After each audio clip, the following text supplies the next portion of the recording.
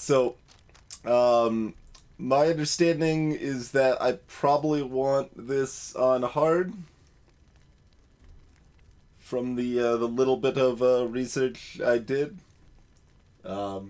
Feel free to voice opinions in agreement or in disagreement. But that was the initial thought I got from looking up a little bit of stuff. I mean, I just use Notepad++ myself. Been pretty happy with that. Although it doesn't have a built-in sort, which is annoying.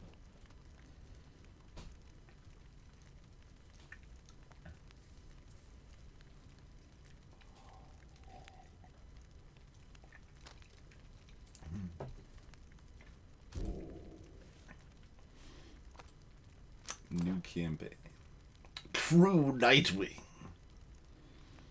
Your adversary shall be favored by the stars themselves.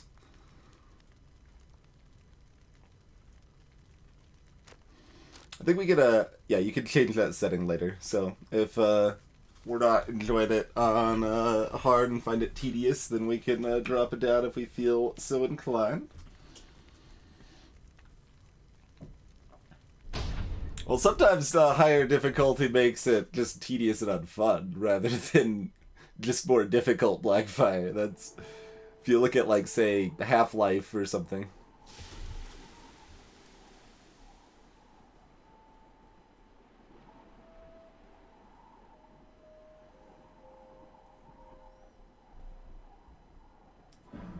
Is anything else going to happen on its own? Do I have to hit a button to proceed, I guess?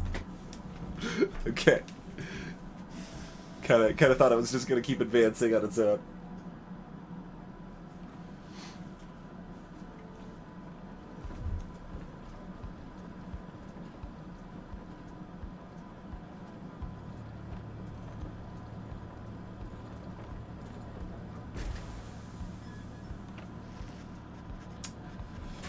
Your days in the downside brought slow, lonesome agony.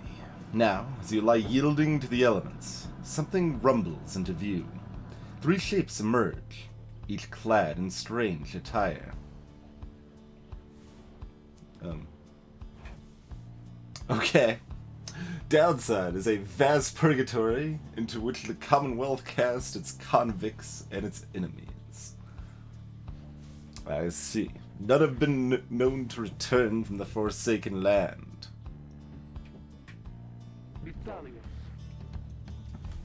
Masked woman.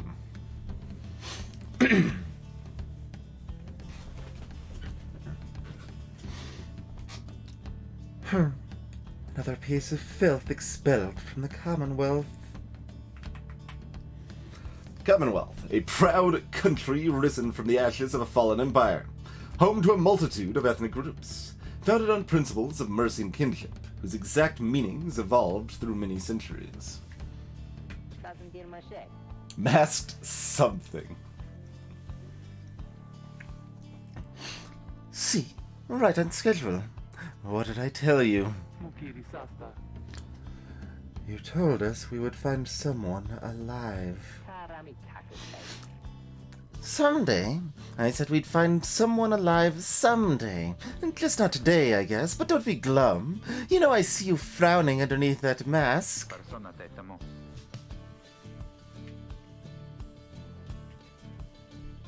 The masked wanderer presumes you're male. Interact and changeless. It's an interesting way to do that.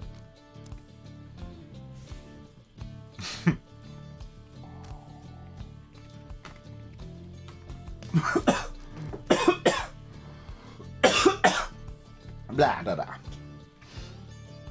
blah. Sure, we'll be neutral. Why not?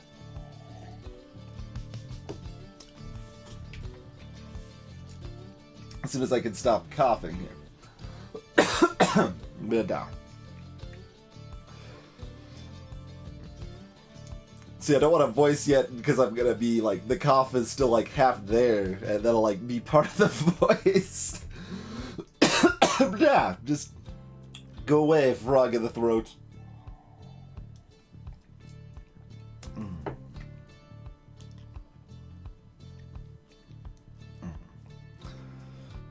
Looks like they're breathing. It seems they still are. Then stand aside. I shall send them to a better place. A better place? Name me a single better place than this. Hang on. Markings on their rags.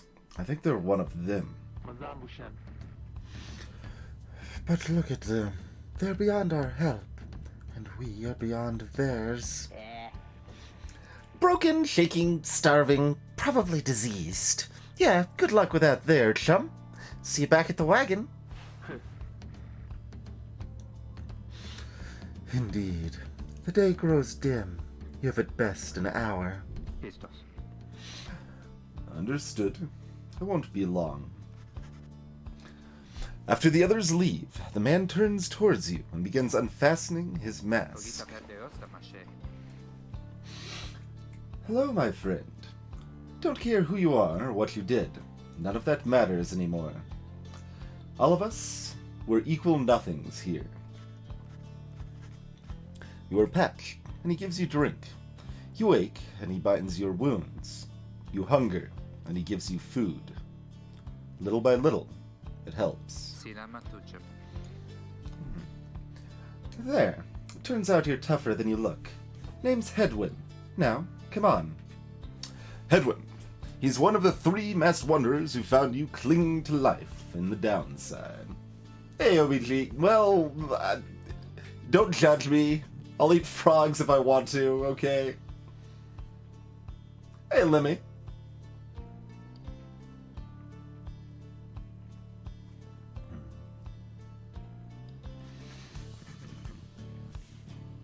You sense no ill intent as he helps you up and leads you to an old black wagon.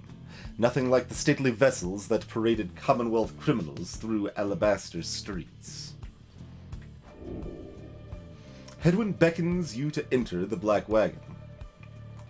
I guess we're stepping inside, it would seem. In all sorts of tomes of forgotten lore. It all faded in the background as soon as it, because there's all those things are alive in the background. Okay. They're blinking at me. There's stuff in the hole in the wall, too. Also moving around. And the other hole in the wall. There is much life in this black wagon. Holy moly. And there are Eltrias.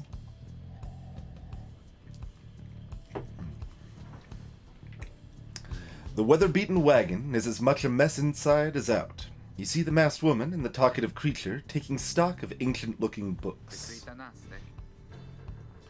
I'm back. And with a guest.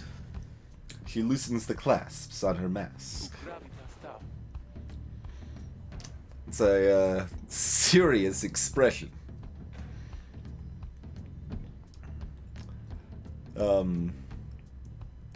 Let's see. There's a couple ways we can pronounce that. Want to go with Glodariel? Glodariel?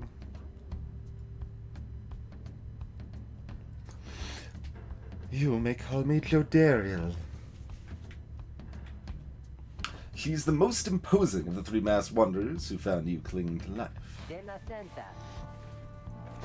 And as for myself, the small one struggles with his mask. Glodariel soon assists him. Ow! Got a mustache on that pooch. That is to say, you may regard me by the name of Rookie Greentail. The smallest and loudest of the 3 masked wanderers. Such pleasantries out of the way, the horned woman then motions to the others. She glances at you sidelong as she speaks. Can they do it? Hope so. I haven't asked them yet. What? Then what are we waiting for? Greetings, Dread and Rook Jackson.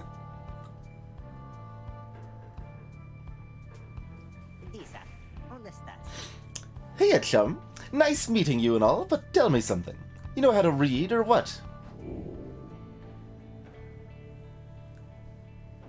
He's asking if you are a reader. One who can derive meaning from text. Literacy has been prohibited for centuries. Those with knowledge of the old ways violate the law of the land.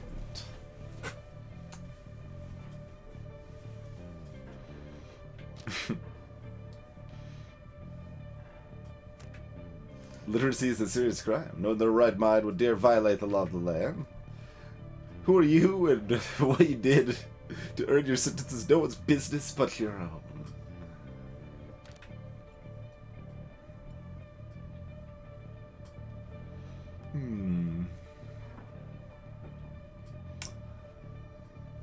The 2 out of 3 didn't seem terribly interested in my welfare.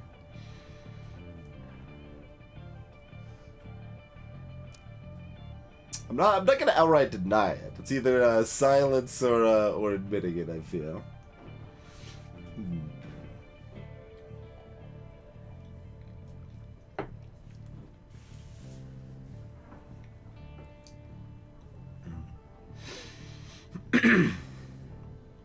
Alright, fine.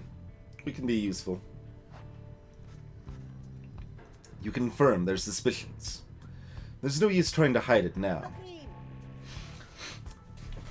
Well then, glory days! Because it just so happens my associates and I, we got ourselves some nice material here for someone just like you.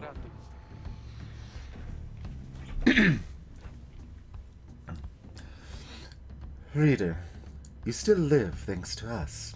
We ask for something modest in exchange. Open one of those books back there and tell us what it says. Sorry to put you on the spot like this, my friend. The exiles indicate the books in their possession.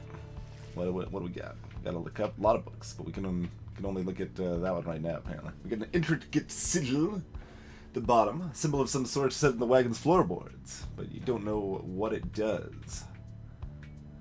Odd creatures. Hungry-looking creatures roost near some sort of attic.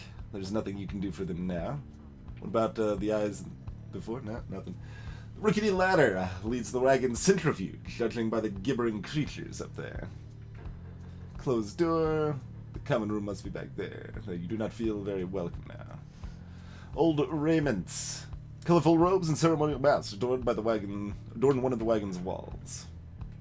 Side door. Beyond lies the boundless downside. Even if you could run, you would not get far. Strange book. One of several such heavy, ominous volumes. The exiles you met seem very interested in them. You pick up one of the old and heavy volumes, bound in materials you do not recognize. That was fancy.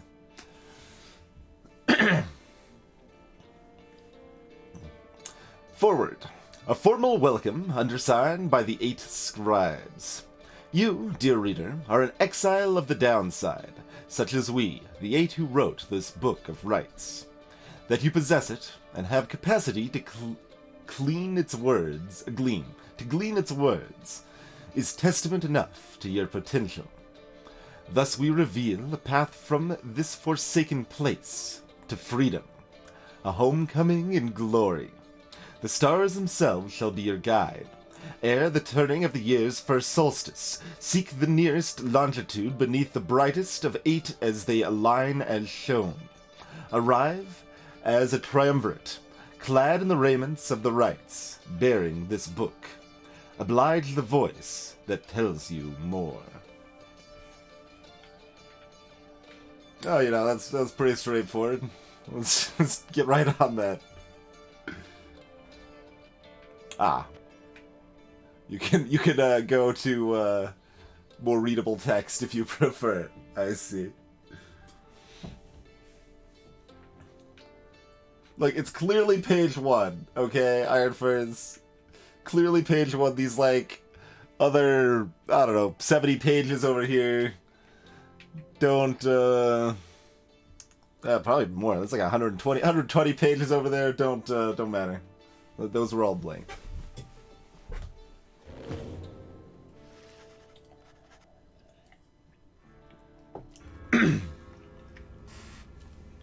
The book describes a complicated method through which exiles can return to the Commonwealth.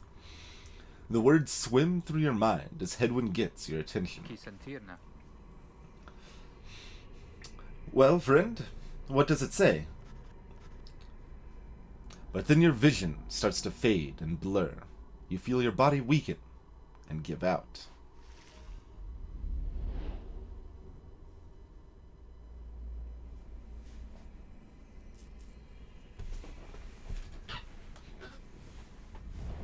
Reader, dare you tamper with forbidden knowledge? So soon after your sentence into exile. 'Tis true what the book says. You can be free again. Perhaps not you yourself, but someone worthy of the privilege. You witness now the path toward salvation. You witness the rights, the one way to return to glory. Though in your case, I hardly think it possible. Yet, by the grace of the scribes, it is my duty to inform you anyhow. Their sizes are even more drastically different than expected, huh? Hello. And greetings, Crazy. Cheers to you. Oh, hey there, Gunther. It worked. So it is true. Yeah, but what now? And where'd the reader go? They should be out there still. For now, we have to put our faith in them.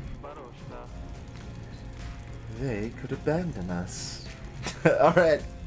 You heard our game's over, guys. Greetings, Jamie Allegra. Welcome, sir. They won't. You look upon the three of them from beyond as Hedwyn then calls out to you. Reader, we aim to free ourselves. We will not grow old and die in the downside. And now, I swear to you, when we get out of here, you're going to come with us. But first, we need your help. Show us the way. Freedom. You focus all your mental faculties to do as Hedwyn asked.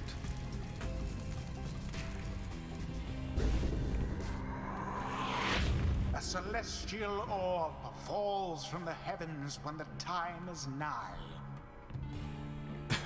Okay. Just gonna casually circle the celestial orb, I guess. Exiles conduct the rites as a triumvirate, for they must prove their trust in one another, not just in themselves.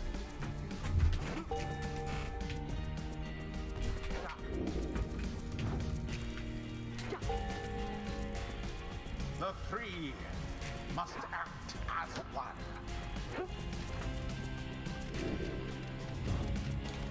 Oh, right trigger. There's the sprint.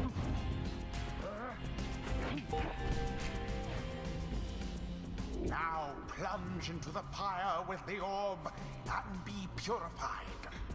This sounds like a trap now. Let's see. So that's a rush, so that is just a single charge forward. And the other two just have a sprint. Okay.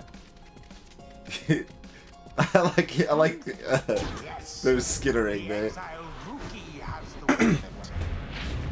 Whoever steps into the flame is banished for a time. His or her cohorts must make do on their own. Oh, but it is not so simple. In the rites you shall face adversaries whose own freedom is at stake. Beware the aura that surrounds them, as they shall beware yours.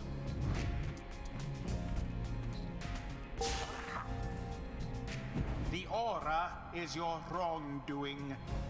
Accept it as a part of you. Cast your aura like a stone. Banish them from. Oh, you can use your aura of wrongdoing to banish people from afar. Okay. Hey, deranged Dan. Correctly done. Again. I can't swap people right now. It doesn't look like it.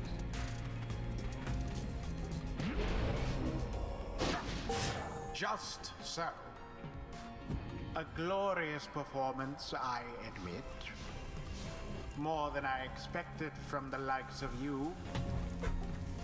Grasp the orb once more. The orb absorbs the aura, then the orb quenches the flame. Now I say jump. Yep, alright. With all your strength. Got all the buttons here. Not quite. From closer. Into the flames. Thus sails the orb into the waiting Okay. So you can jump past the auras, but you have to do it fairly precisely. Snuff out the adversary's pyre, whilst yours yet burns.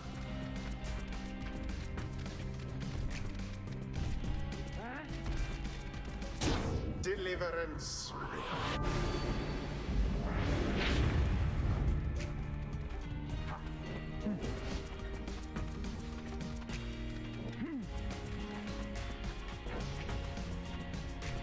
So yeah, you don't, doesn't matter if... Oh, but if I swap it back, oh, they're blocking my spot. Interesting.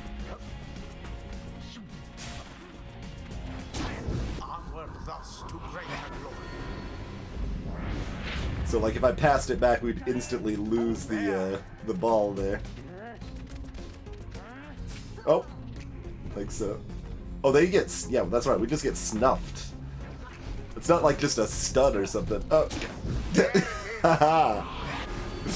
Okay. Takes some getting used to. Oh.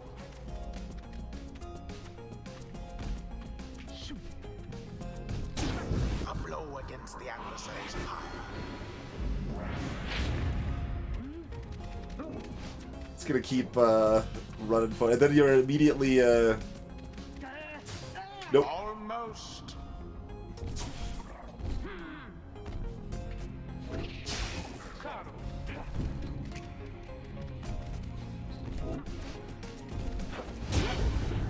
The right is complete.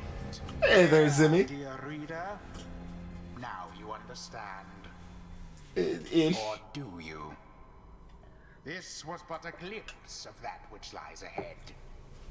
I would tell you to turn back, cast down your hope. But all those such as you never listen. Depends on how good the game is, really. I mean, if I'm not enjoying it, then maybe we'll take your advice. But hopefully, we won't take your advice.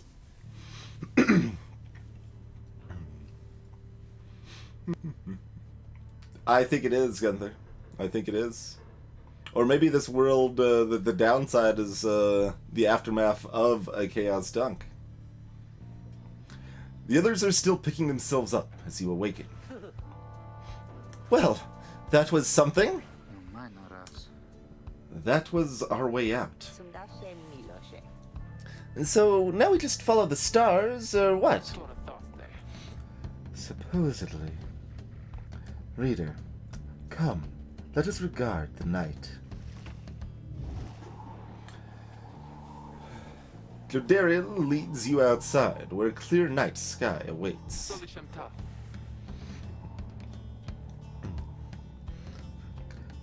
Now, show us, before the howlers catch our scent, where shall the rites commence?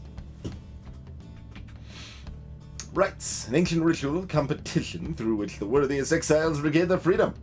The scribes grade their freedom so that we may yet have ours. You gaze at the stars.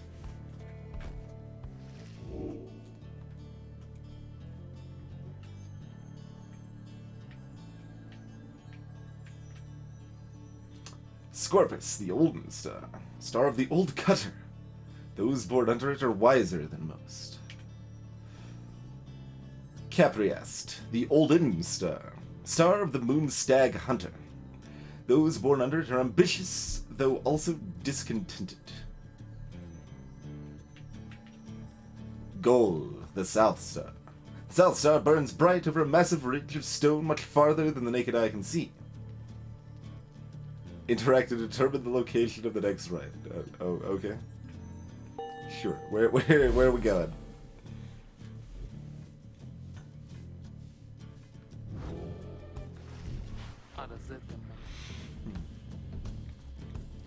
Hmm. 200 leagues due east. The ridge of Gaul. Of gold! According to the stars, the next rite shall be commenced here. The fossil remains of the serpent titan slain by Golathinian. Golathinian. There's an extra in there. It's awkward. Yet loom over those living in a shadow. Concilia. Great. And we're supposed to be there when, exactly? Very soon, according to the stars. We should be able to arrive in time, if you make haste. Then we had best get started. Well, this ought to be good for a few laughs at least. What do you say, Jody?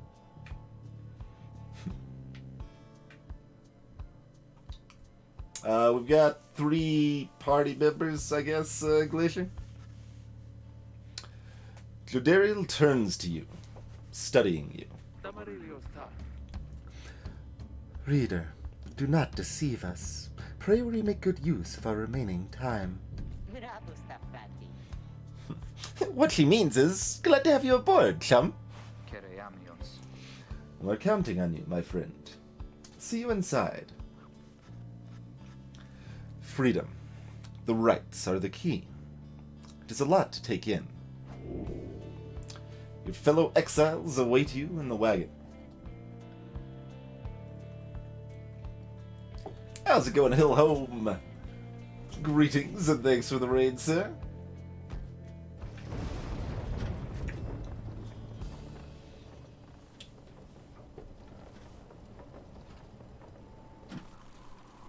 Oh, man. Our black wagon can kind of fly. Downside Prairie.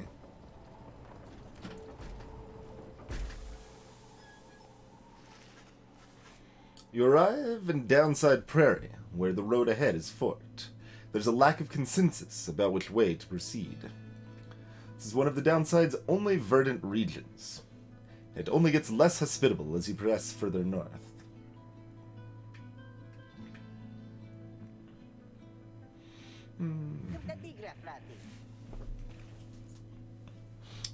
Got some fancy outfit there for Rookie. I'm telling you, we ought to take the Northern Pass. Got an associate holed up in Hollowroot I've got to pay a visit to. Besides, Hollowroot. This is the northern route to the Ridge of Gold, and it goes through a small exile encampment. Every so often, tempests come and scare away the huts and hovels, but they always crop back up. Fie and your associate. Best we head to Bloomingpool and avoid attention. Bloomingpool being the southern route to the Ridge of Gold, and it goes through a humid area packed with hot springs.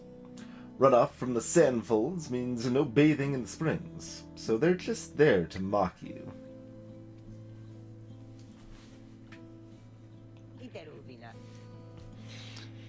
And get stuck in a bog while we're at it. The dispute continues as Hedwin listens in for a while.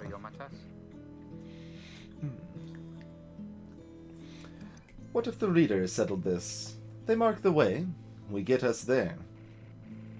If these rites are meant to test our faith, then we'd best learn to trust the reader's instincts on our path.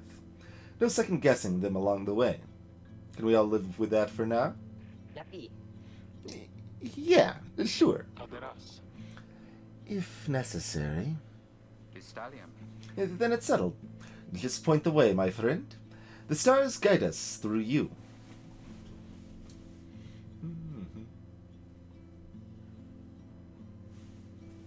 Nice, Hillhome. Yeah, I've been, that's something, I want to find a wider mouse at some point, so that, like, I don't have such a, clinched position, because I think if I had a wider mouse, my hand would sit more comfortably on it, and it would be less, strain on my hand and wrist.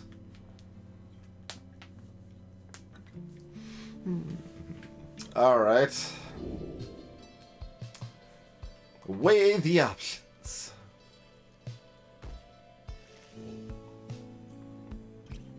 Just straight through. Straight through. We'll be fine.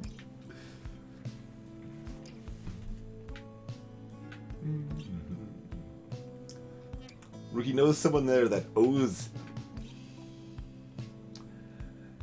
Dario thinks she can find rare flora here.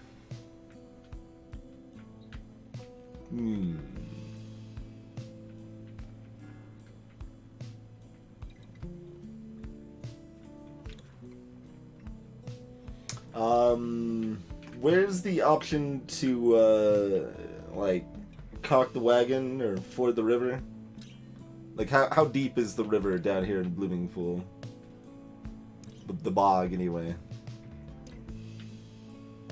For that matter, where are oxen? We're gonna be stranded until we find a trader.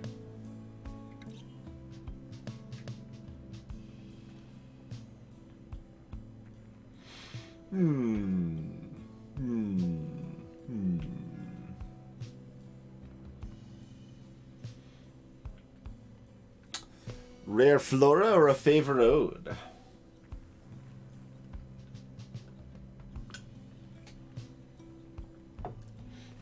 Kinkuru has an opinion on the subject, apparently. That is where I'm currently leaning.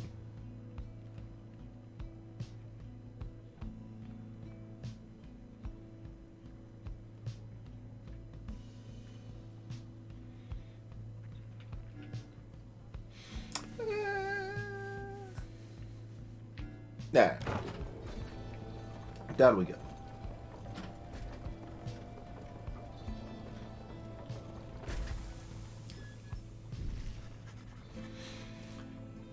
Jodariel offers to show you around Blooming Pool after she noticed you staring at the bogs and vegetation near the wagon.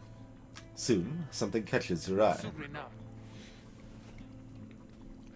Observe, this shall pay for half our trip. Found a black bloom. It is quite valuable.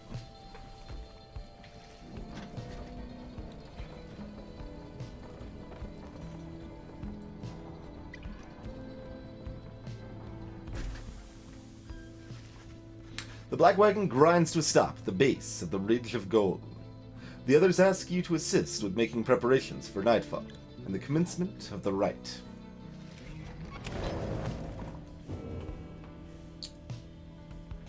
Commence the rite. Got a page, we can chat with people, I guess. There's something smoking up here.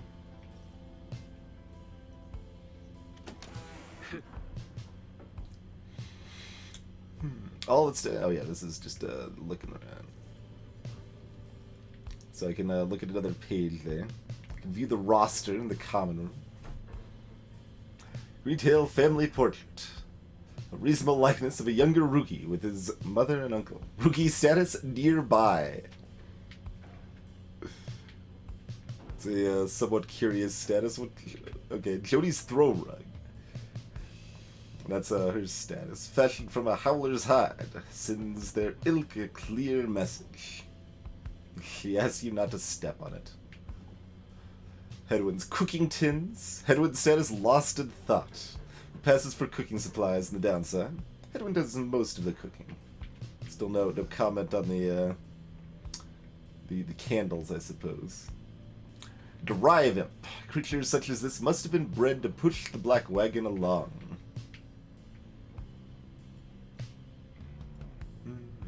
Only imps could fit up there. Okay. So we're not climbing up there. It's fair. What's up?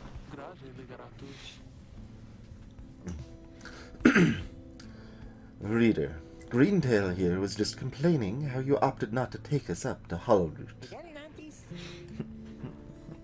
What? And violate our anti-second guessing pact? Nah, I was only saying how our chum's gonna have to keep on making the tough calls. Besides, just making sure we got something to pawn off at next slug market we find. Slug markets are crude trading posts found on the downside. Commonwealth contraband sometimes finds its way to the downside, where it's traded and sold. And we have. Now let us focus on the task at hand. We have reached our destination and have much left to prepare before tonight. The two of them soon go about rummaging through the raiments and the books strewn about the wagon, leaving you to your own devices.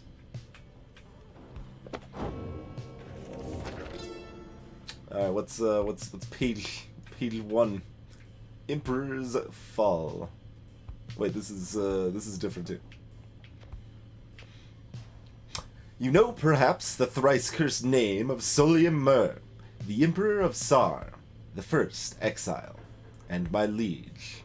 These are, yes, in the words of Gulatharmanarian, the Master General.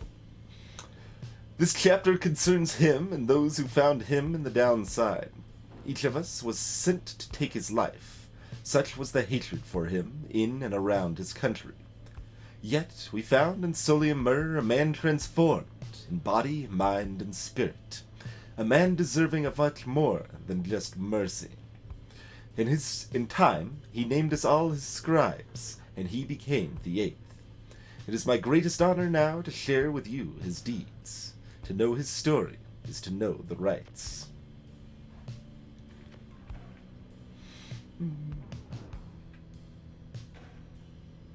I guess that's okay.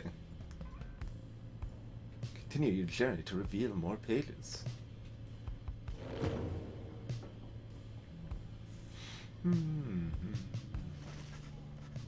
Oh, you can attempt to interact with stuff even though it says you can't. Well, even though it implies you can't because it specifically says you can otherwhere. You observe the ladder leading up to the locked enclosure above the cabin. The wagon centrifuge must be up there. Its drive imps stare down at you with big, wet eyes.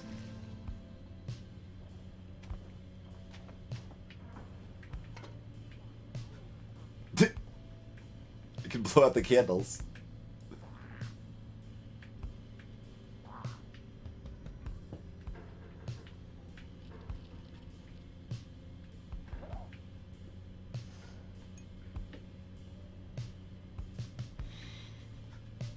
Blow out all the candles.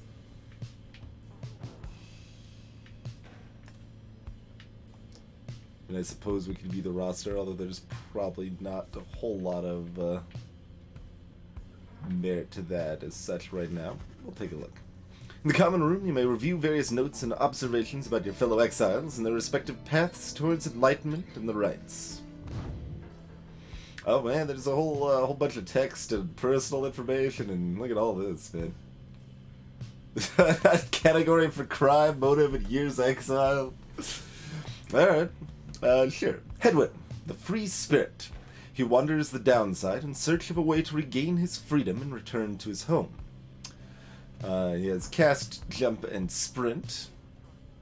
He is a nomad. And used to be an outrider, I guess. And we don't know anything else. Observations. He's the one who nursed you back from the brink after finding you in the downside. His genial manner suggests that life in exile has not yet broken his spirit. He wears a bronze clasp identical to that of Glodariel, suggesting the two of them may have met before their exile. He has not yet revealed what he did to earn his sentence. So, nomad or common folk cast from the Commonwealth, and stripped of name, home, and title. They came from all directions towards the Commonwealth, where at last they settled, some of them.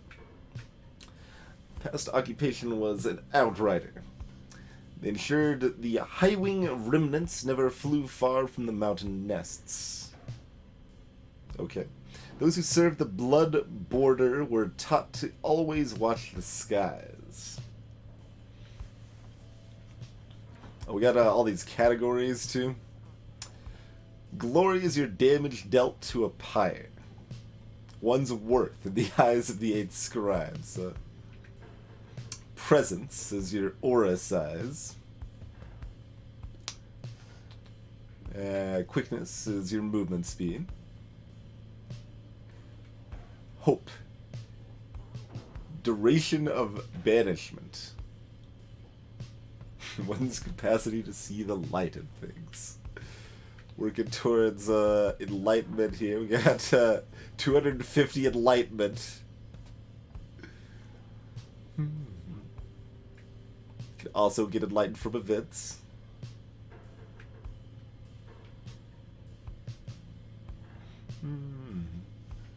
So, several potential masteries are revealed. You get some masteries. We'll worry about that when it happens, I suppose. Lodariel, the fallen soldier. She's a grim, longtime resident of the downside, grown accustomed to surviving there. She is a demon.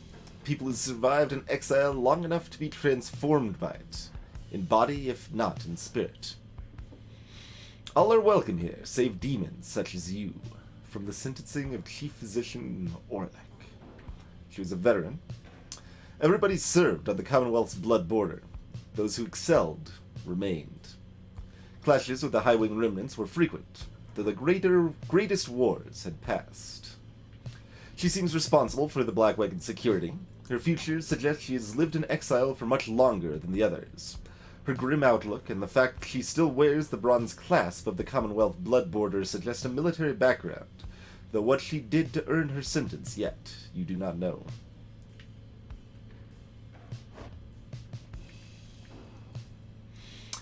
The fast talker, Rugi. He's an opportunistic and well-connected cur still clinging to his once comfortable lifestyle. He is a cur, apparently. Swift, dog-like creatures known for their loyalty, optimism, and appreciation for the simple things. The Alpha Chiefs would later say their kind went soft no sooner than they joined the Commonwealth. He's a trafficker. Dealing with contraband for long enough can lead to making many strange acquaintances. What remains now of the Fallen Empire's old and tarnished currency is still of value to some. He seems to be the most well-connected of the masked wanderers who found you, and knows something of the land. He has a rather opportunistic disposition, and his ostentatious clothing suggests a lucrative background in the mercantile business. Even still, you do not yet know for sure what he did to earn his sentence. So what are their stats otherwise? Oh yeah, if she actually gets in the...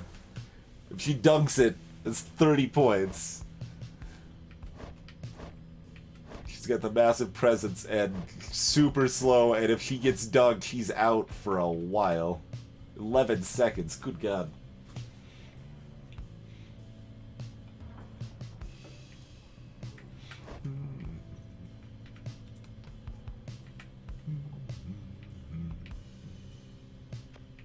Okie dokie.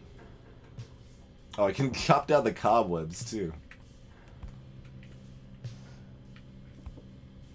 Just cleaning the place up a little bit, you guys.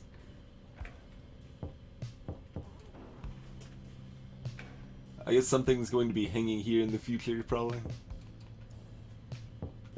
So we got hooks.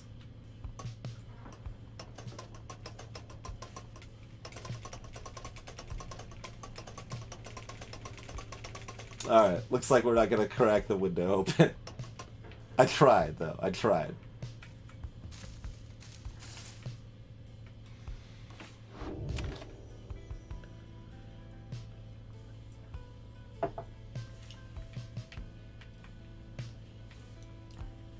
Alright, I guess we commence the rite then.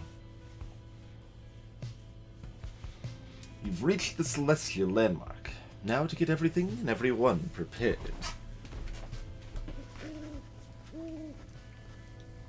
As darkness falls, your fellow exiles stand together, clad in the raiments of the rites. The preparations are set. However, everything is still and calm. Soon, they grow restless. Keep telling you there's nothing here! What a bunch of idiots we are!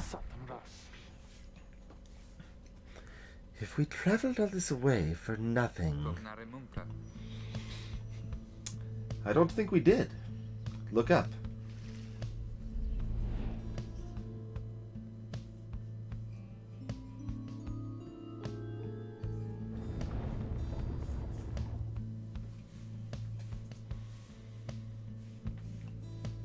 The goal of each rite is to extinguish the adversary's pyre.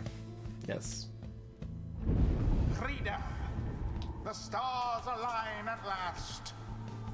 You reach the Ridge of Gold at the appointed time, and your triumvirate is ready. Your adversaries in the rites this eve shall be the Accusers.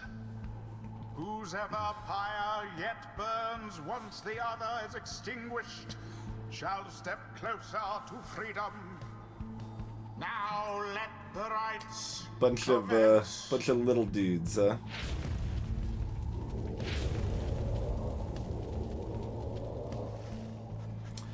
The stars are aligned and your pyre burns bright. Across from you, your companions, rather, appear several others also clad in raiments. Your adversaries in the rites.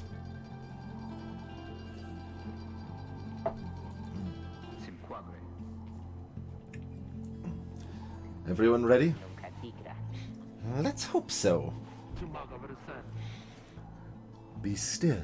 We have a visitor. The one whom she refers to steps forward.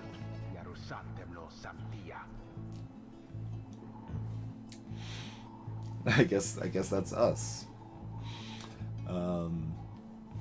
At last, the Nightwings grace us with their presence. Name of a triumvirate in blue. It seems your fellow exiles have assumed their identity. I see the reports of your demise have been exaggerated after all. Even I was beginning to think you were gone for good.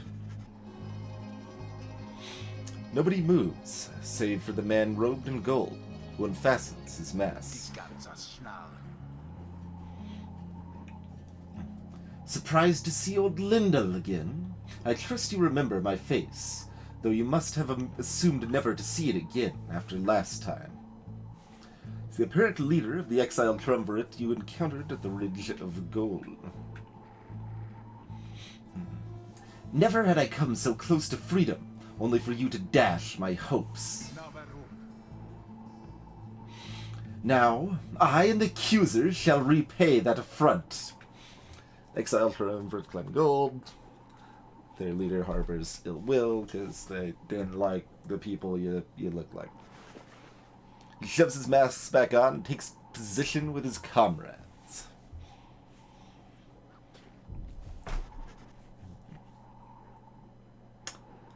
I suppose it's time. From the shadows, you clutch the Book of Rites and focus on the task at hand. Then you scratch your nose and you take a drink. Stretch out a little bit. Get that kink in your neck out.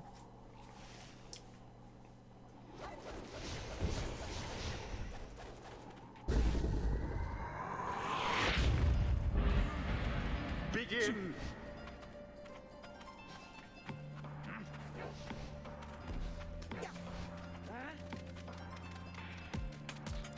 So I wonder if I could, like, sneak the ball to them. Have the Accusers underestimated you?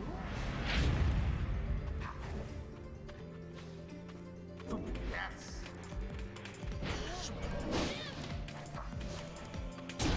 With grace.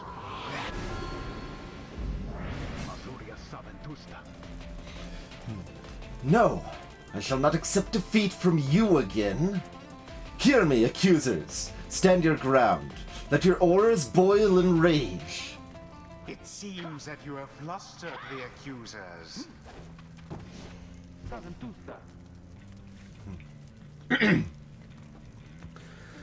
We have rattled them. They mean to draw us out. Then we'll just have to run more circles around them. Have you any idea what that Lendl did to deserve his exile? Can fling the orb into the pyre too, apparently. Alright. A daring display. Flinging the orb into the flames like that. You elude banishment using such tricks. Oh. But you gotta stand still for a while to pull it off.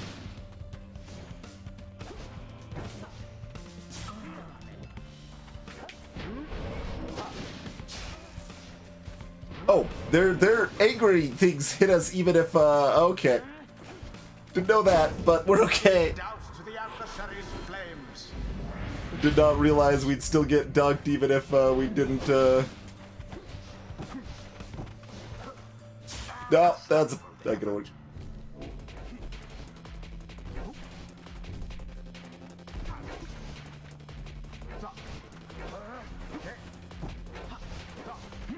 Oh, what? Okay. Vanished.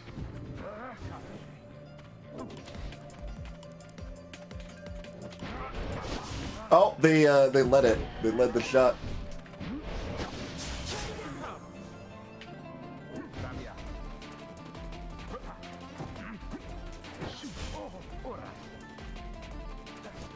Oh, that's not the button I wanted. The orb. Does that go? Definitely does not. Oh, that's not the switch character button that I tried to press.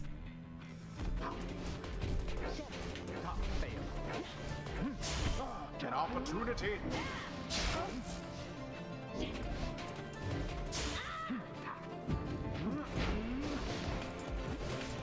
A shameful outcome.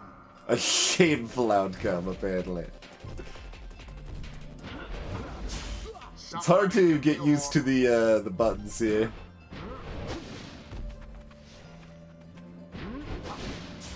Dope. A mere attempt.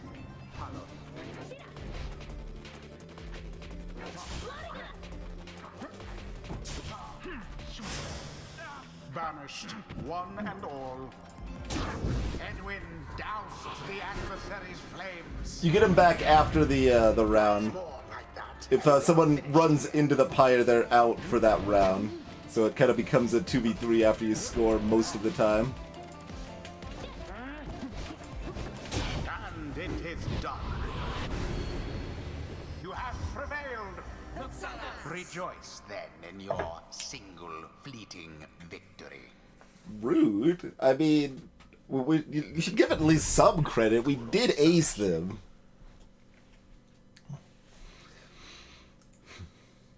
Your deceit may have earned you a hollow victory, but know this. The accusers will not forget your wickedness, and when we next meet, you will rue the day. Bask now in the wisdom of the scribes. The exiled Jodariel has gained enlightenment. Only the enlightened can regain their freedom. Okay. We have withstood worse nights than this, though few as strange. Choose a mastery for Jodariel. Long stride. After using a rush to lunge forward, she can rush again right away. It's pretty good. Myr's more ambitious predecessors subsumed one culture after another in the name of their empire. Oh, okay.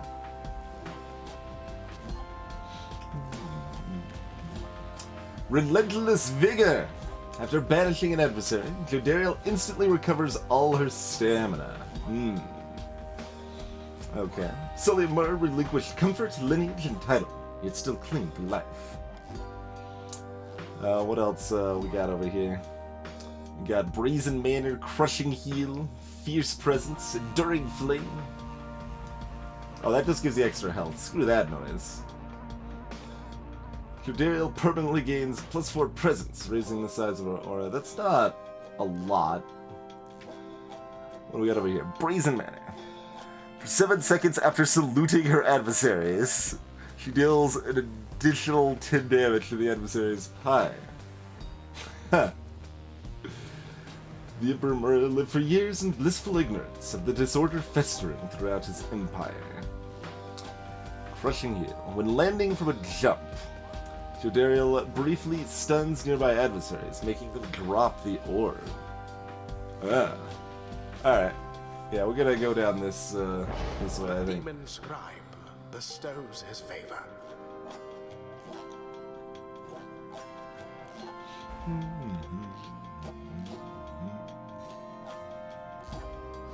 Hey, Formal. After the rites, the accusers disappear into the darkness. As you return to the wagon, in the still night sky you see a single star burns brighter than the rest, beckoning you onward.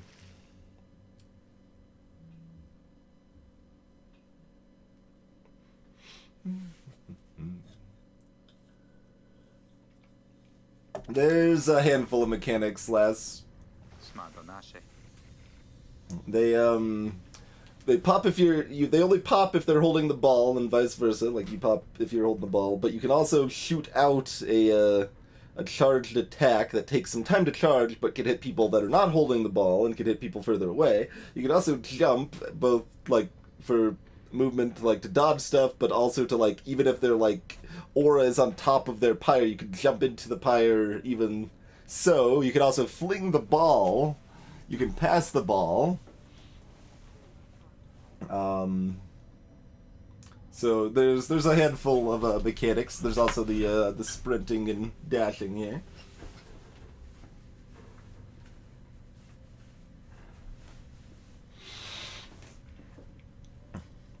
Well, my friends, what can I say?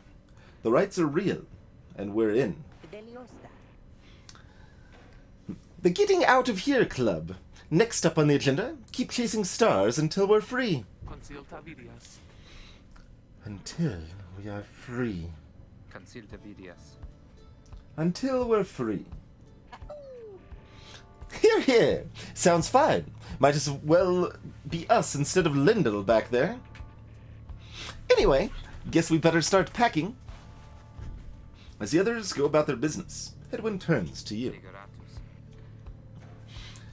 Reader, come walk with me while the stars are still out.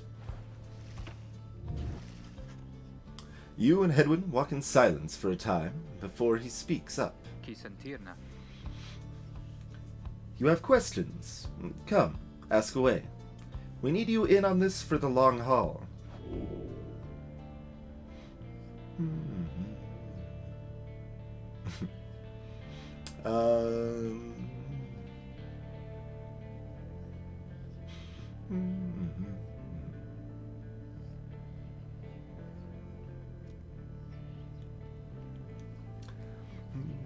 The Black Wagon and its contents belong to a group called the Nightwings. What happened?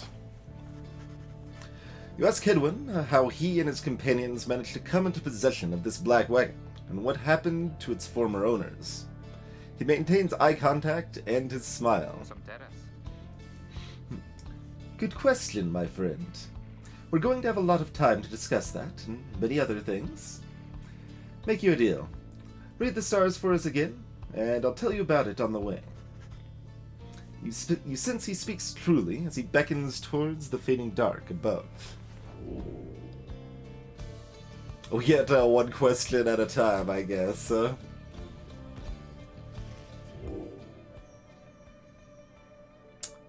So it would seem. Jomur, the Dusk Star. The Dusk Star burns bright over an ancient spring in Jomur Valley.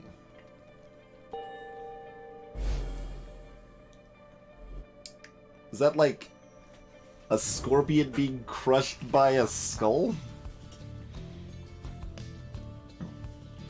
That's a long way north and west. We'll see if this old wagon's fit for it. Then he turns to the others. How's it going, rookie?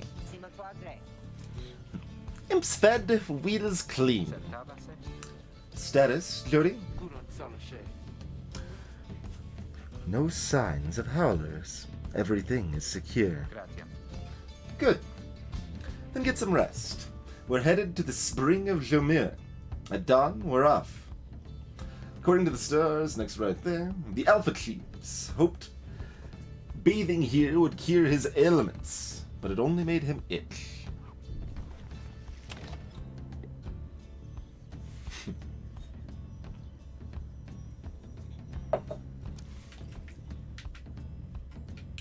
Oh, I could use either thumbstick.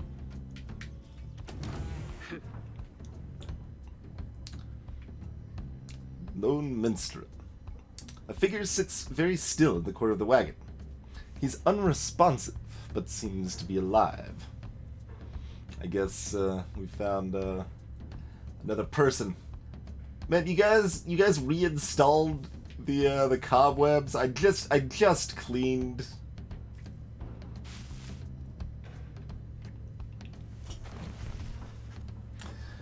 You sense Lodariel's steel gaze well before you turn to her. Reader, rummaging about the wagon once again. Oh, were those your cobwebs? Look. Like, nobody told me they were special cobwebs, okay? Tell me something, now that you are here.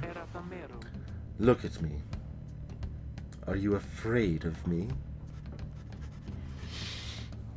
You consider the question. You've never before met someone like her, but you do know something of what happens to those who remain in the downside for many years.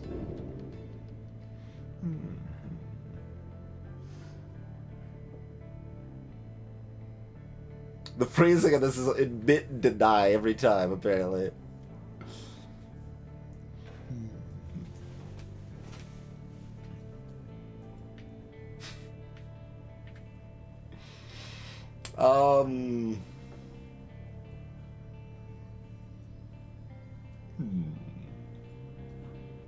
She does have a cool scar.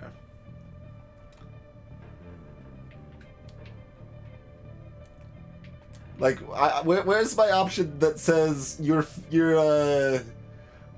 imposing, but I do not distrust you or something like that? I bonked Kirk. I need that option in every game. Forever.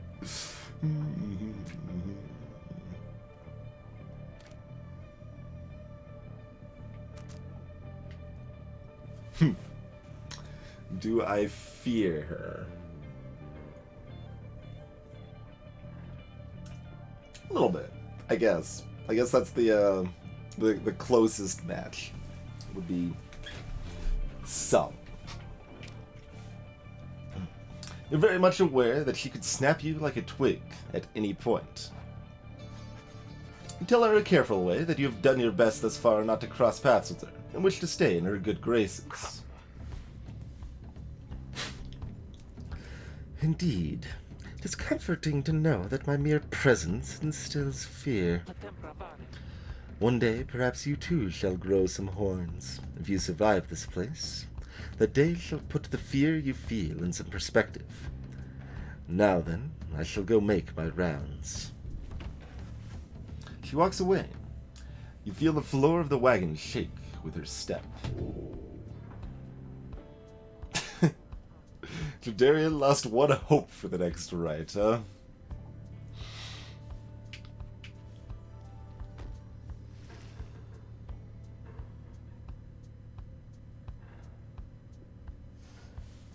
Yeah, it's certainly a lot more than freaking. You kind of know what you're actually saying, rather than oh yes or yes but or yes and sarcastic. Like, We don't have any more pages yet, do we? Yeah.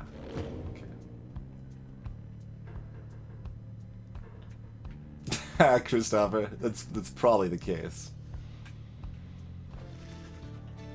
You observe the man slumped in the corner of the wagon, bearing some sort of stringed instrument. You sense he lives, but nothing more. It seems inopportune to ask about him now. Really, though? Really?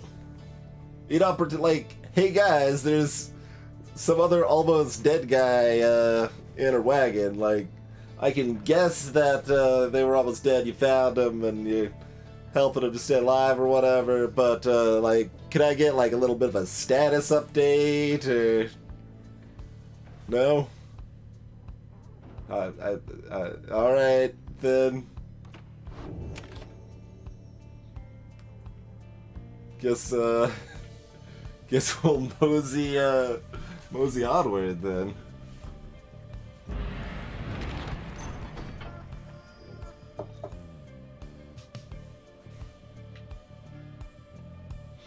You've not yet been to this region of the downside. Rookie knows this mountain pass through to an arid region further north.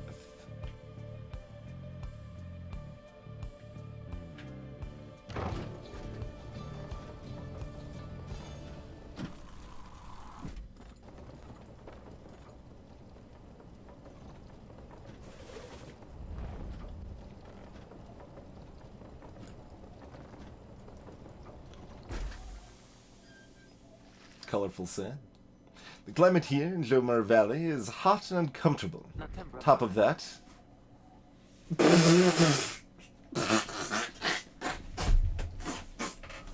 They don't even know about him? Inopportune. Yeah, no, I saw that guy there. But, as I mentioned earlier, you're scary, so I guess I just didn't feel like saying anything. Like, this is a pretty small wagon. There's just...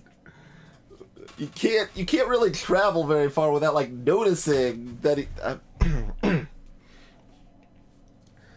We have a stowaway. Oh, we have a different stowaway.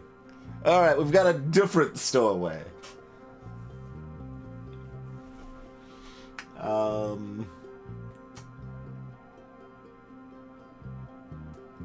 That's quite the pose and stick structure you've got going there. Draped in like rags, but like classy rags.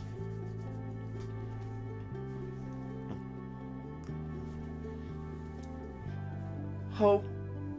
We can go home? She must have latched onto the undercarriage as you crossed the ridge. Her manner is odd, though you sense she means no harm. She must have overheard some of your fellow exiles' conversations.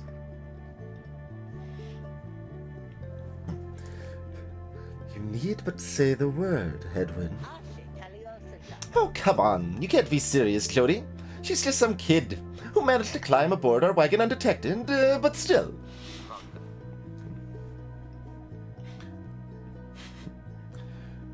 I didn't expect that. I hate, like, switching back to a voice for, like, 3 words. Do it, Jody. Jodariel approaches the girl and looms over her.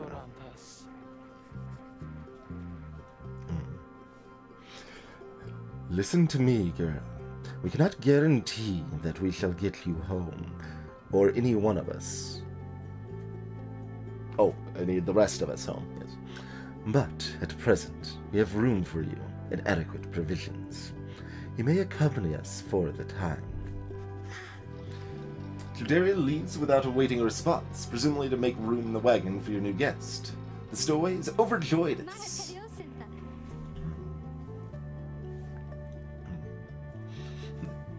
Really?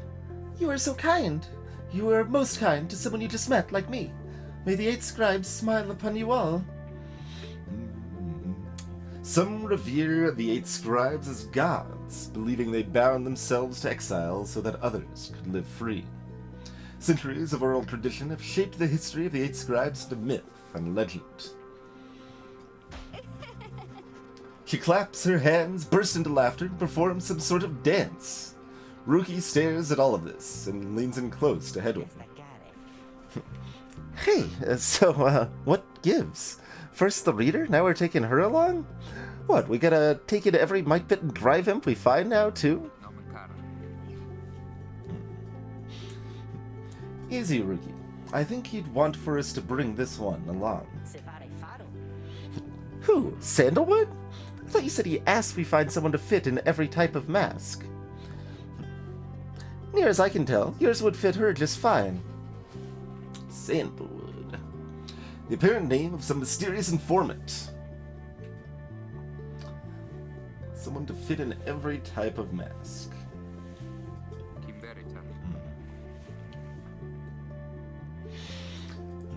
He asks that we use our best judgment. Besides, we send her away and she'll go telling anyone she finds about us. We can't risk that right now. I'm gonna close my eyes while I talk to you, though. So, I can come in? It's very hot, and I'm a little thirsty, and a little tired, too. Yes, you're welcome here with us. One question, though. What do we call you?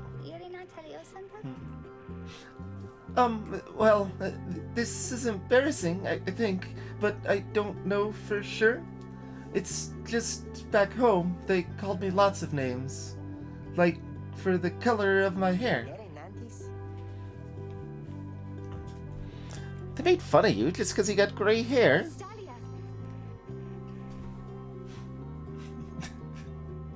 A little light flash there. That's it! That's it! I can't do it high enough. Go higher, voice. That's it! My name, it rhymes with gray. My name, oh. It's just they called me lots of names. You sense the girl is struggling to recollect a certain name she felt best suited her. You think you could help the stowaway girl make peace with her name. Consider other possibilities. All of these are clearly terrible. Greetings, T78. Music will sound like we're broken until we choose a name. Let's see. She looks like she could be a May, doesn't she? Could be a K. She could definitely be a Fae. Of that you have no doubt. You suppose she could be named Day. Her name could be Zay, however uncommon it may be. She looks like she could probably be a Shay. She could be a Ray, perhaps, as well.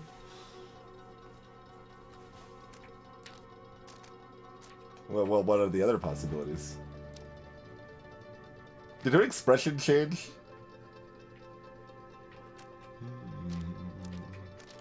She could go by Shay, perhaps, or perhaps not.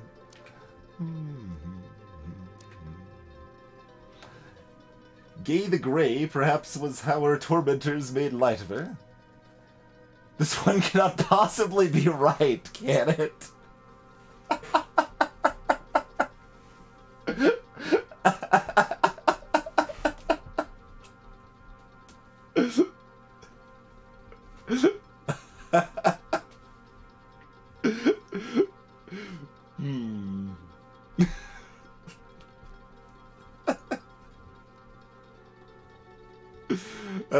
That's certainly Chat's pick. I approve of the hover text, but I also kind of agree with the hover text. I'm sorry. Sorry, that's not it's not my choice. What else we got? Okay, this goes back to the first set. Okay, it looks like. So those are the sets.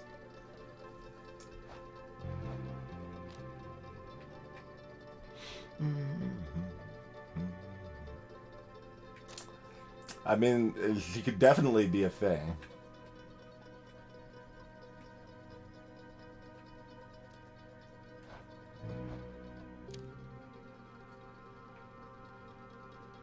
Nay? No. Later. Zay.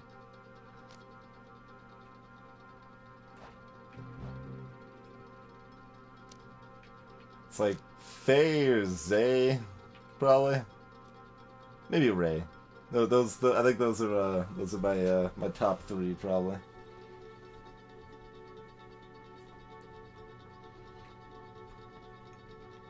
I do appear to have quite the say, Orange.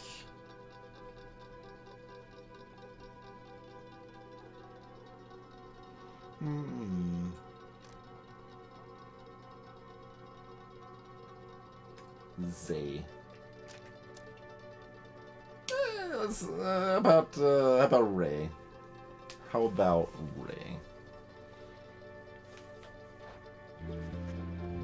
He suggests that the stowaway girl's name is Ray. She's a young vagabond girl with an odd manner and an unshakable sense of curiosity. Vistalia. Sure it is. Sure it is. Why, that's it! My name's Ray! My name's Ray! It's a kilometer. Where I'm from, they call me Ray the Wretched. But I guess maybe you don't have to say that part, because I didn't really like it. The fellow exiles decide to bring Ray along for now. She almost collapses from exhaustion, so you take her in and show her somewhere she can rest. Ray joins the group. She is tired but excited.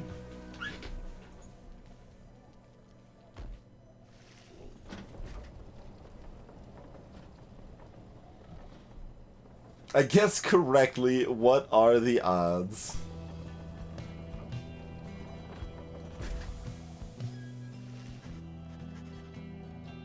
The Black Wagon arrives in a somewhat peaceful stretch of Jomer Valley. Your companions wish to hole up here for the night, to give Ray and all of you a little time to rest. Plop.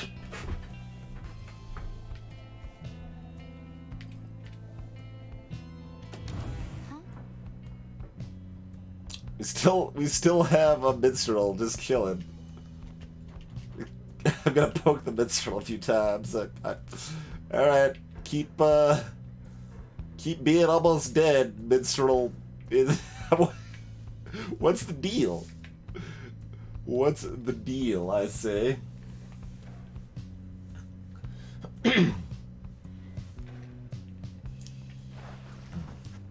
Ray seems to be recovering well since you found her.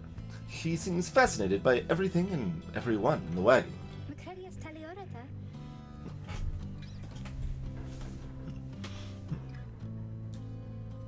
Oh, hi, reader. You were the one who knew my name. You guessed it right, you did. Thank you for your hospitality. I've just been eating with the imps and talking to the wagon. This wagon, he and I are the same age, almost to the very day. But I am older by 3 weeks, so I'm giving him a hard time. Little brother, I call him. He's a good wagon, isn't he? He will take us very, very far. My little brother, sure, he pulls at my hair at times and I don't like it very much, but he has family. I'm happy to be here with my family. I thought that I had lost them all again. I thought that I had lost them all. Oh, but we have stopped now, haven't we? Then I should go outside to dance in case the scribes are watching. Bye, reader. Smiling back at you, she prances out the door. Oh, okay then. Okay then. Okay, she's not officially on the roster yet.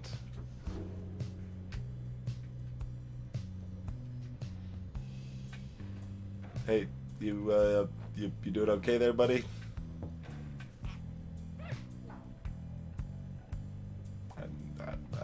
All right. Keep on keeping on. I suppose. Greetings, tell Ray a best.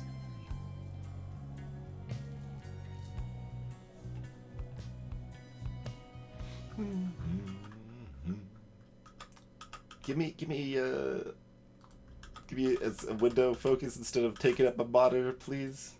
I guess it's muted itself, so that's okay. Anyway, it's time for a quick break here, folks. If you guys are enjoying Pyre so far, we'll be back in just a few minutes and proceed to the next ride, I suppose. Huh? We'll see you shortly.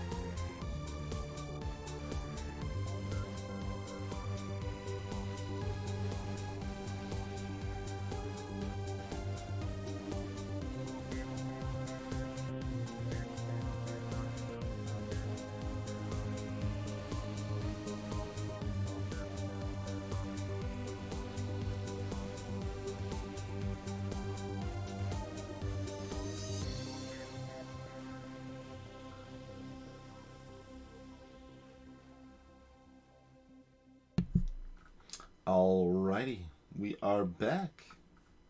Let us hop back into it, I suppose, huh?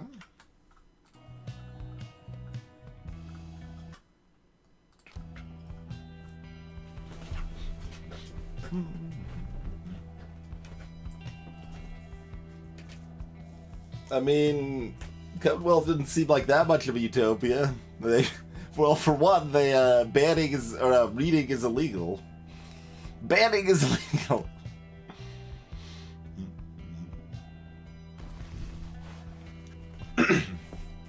Your fellow exiles are taking a moment to unwind. Clodaril motions for you to come and join them.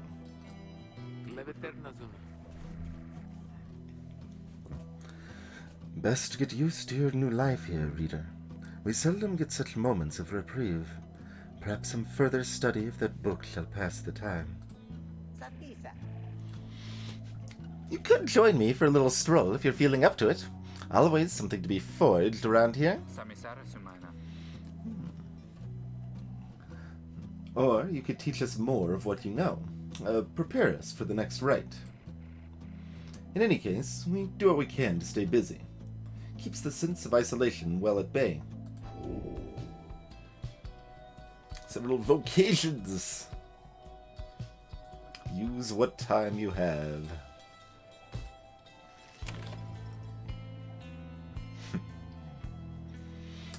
Forge for resources. Study in private.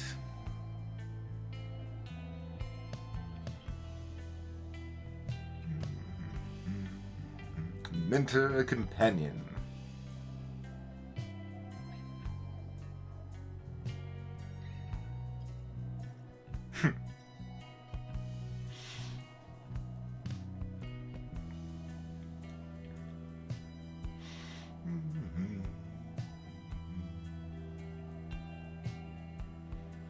See, that says during the rites plural, not just like the next rites.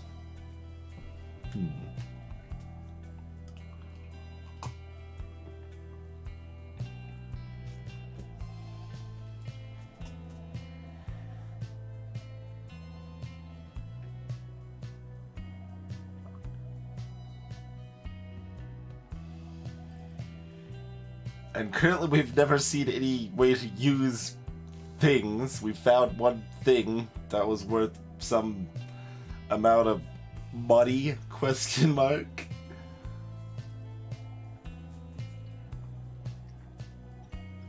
Let's get a thing. Oh, we get a choice between dung boulders and titan bones, huh? Since something of value in the dung boulders. Fossil remains of a giant beetle's giant heap of excrement. Do not ripen with age.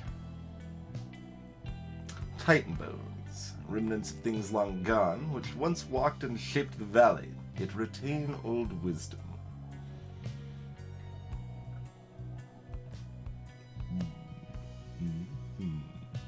Dung boulder it is. Well, chum, had enough scrounging for one day? Usually there isn't much, but if you never look, you never get. And believe you me, it adds up. What do we got? We got a love letter. Worth 70 credits, which is, forgetting, a lot more than the 30 the Black Bloom is worth. We've got a love letter. Alright.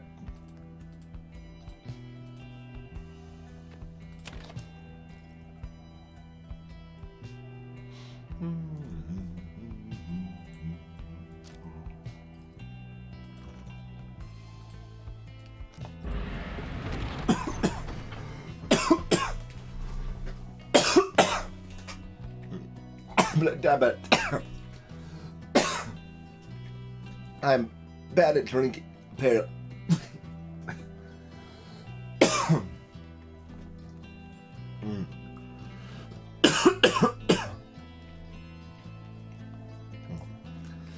path leading further west splits off, and once again your fellow exiles turn the choice of where to go over to you. Ray seems enthusiastic for whichever route you choose. Fall Flat or Glue Hive? Fall Flat, the south route across the Jomar Valley, is riddled with barren rock and bone. Ray believes those who travel this path shall be as swift as Jomar of the Eight Scribes. Glue Hive. The north route across the valley passes the remains of the Hive Titan.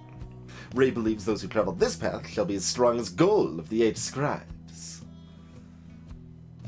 I mean, you gotta go fast, right? Also, that's just a... Well, both of them have, like, unpleasant names. Fall Flat and Glue Hive.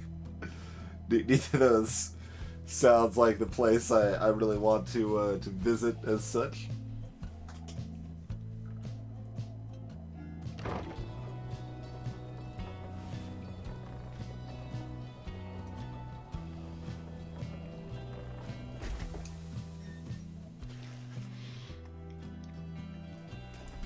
Ray is behaving stranger than usual, if that's possible, as you traverse the dry flats of Fall Flat. It's the southern route, which is... Even the wild curs of the valley avoid the oppressive heat of this place.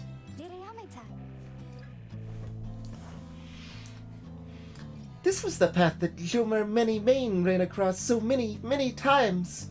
Can you not feel his presence? Him and all his friends, here in the sand, and in the air, and all about?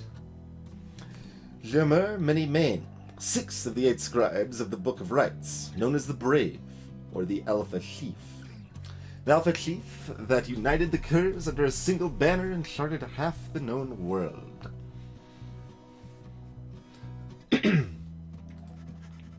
At first you paid little heed, though later you observe your fellow exiles seem to have more of a lightness in their step. Perhaps it was the previous day's rest that did everyone good. A single quickness. Oh, okay. Thanks.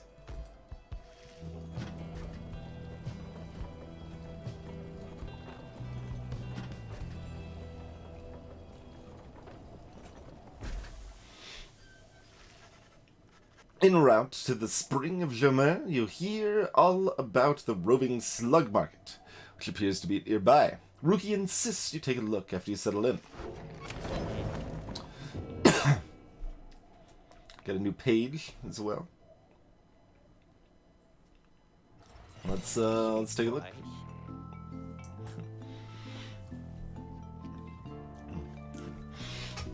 Hey guys! How's it going, Mr. Greentail? Been a while and all that.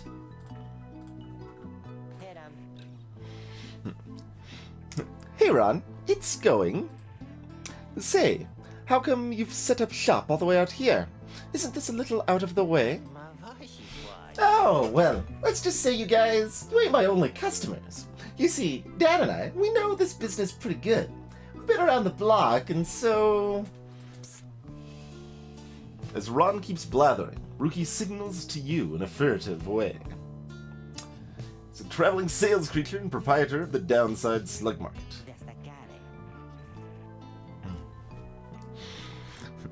Here's the deal, chum. Got an informant, says there's something here connected to this rights business. See if you can spot it. Should be able to pawn some of our stuff to make the trade. And don't even worry about Falcon Ron. Falcon. So anyway, you guys got something for me or what? That black bloom you got there, I can take it off your paws if you want. What if I don't want to? Ron's merchandise. Rank 5 talisman. Or rank 10 talisman. The start of a right, the bear's Pyre automatically gains 7. Meh. When plunging into the adversary's Pyre, deals 2 bonus damage. Yeah. While carrying the orb, the bear moves 10% faster than usual. Costs too much money, though. Is just laughing the whole time. After being banished from an adversary, the bearer has a chance to return immediately.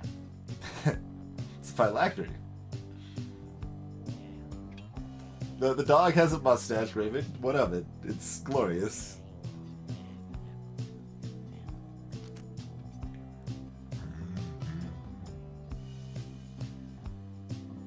Man, 2 is a dumb number.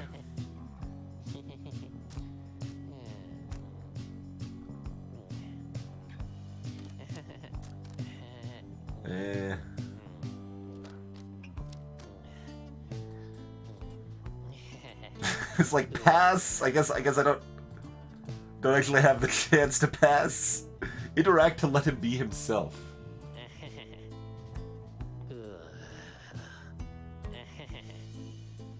Interact to ask him to please be quiet.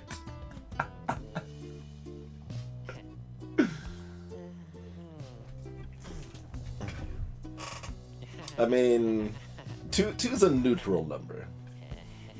It's a worse number than 5, but it's a better number than like 6 or 8 is.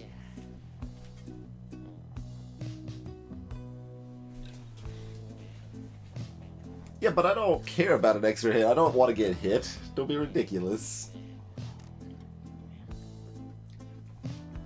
But this does so little, I'd have to hit 3 times for it to do anything with the same person. Like, this does something, but fine, whatever. Oh, we've got 10 to start, apparently. I see. Sure. Hey, you know, I'll take it, Mr. Greentail, though you drive a pretty hard bargain. Now, you gonna take something off my hands here, or what? I mean, I guess. That is the only one I was gonna buy, if anything. It's a one-of-a-kind finger you just got there, you know, so you got yourself a real good deal for me as well. So, thanks.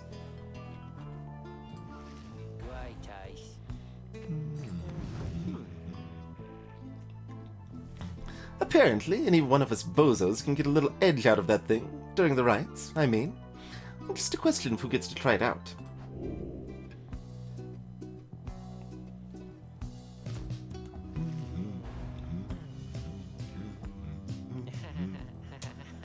I mean, the hopeless one, I think, is pretty clear. Anyways, Dad over here, his feet, you know, we've been having some trouble with his feet. Can rail something or other from all the hoofing around, and so you see... Rookie indicates to you that now would be a good time to depart.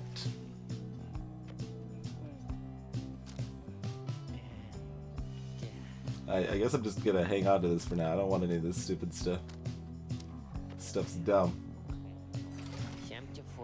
I was hoping for better at the market, considering we, like, sacrificed direct benefits to have enough money to buy cooler stuff at the market, and we got nothing for it. We could have had something, which we could have had an extra hit, but that's dumb. We don't need no extra hit. See you, Mr. Greentail. And your friend there, too. I like them. Seems real nice, you know?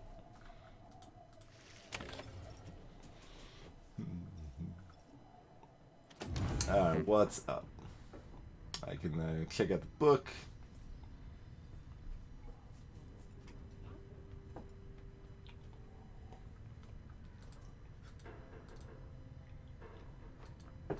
We can poke the minstrel some more.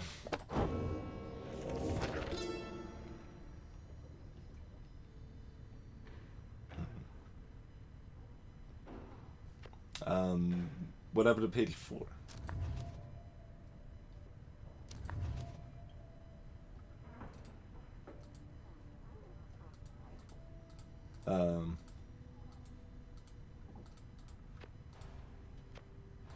What?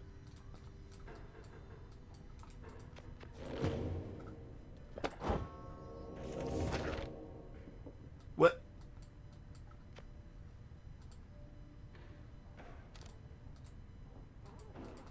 What? I mean, I guess this was page 4. Can I get page 5 back now, please? No? You have to click there. Specifically. What? I clicked like all along the edge. I clicked on this. I clicked inspect. I clicked here. I clicked like everywhere else. Why is the hitbox so tiny? If it doesn't make any sense. Yeah, it's glistening, but like most of, like, look at everything else. There's effects all over the book, right? Like you got this drawn in your eye. You got everything's glowing here and here. So a slight extra glisten on the corner isn't really enough to bring your eyes to it, I feel. Like even the text is glistening, right? Like everything is lit up. So I think I don't say that I'm wrong there. I say that the game is wrong. In the words of Goal, how many nations did I scour in the name of Solium Mur? How many countries fell before our spears and blades? Such questions mattered less to me with every passing victory. Our legion swelled across the land, and our dominion grew. The Emperor Solium Mur paid all this little heed. He only tended to his personal affairs. Our legions relished the autonomy. We did not know that the Emperor cared nothing for his legions, nor his people. He cared only for that which was before him. One day he learned of such a thing as to befit his name, and vowed to seek it out.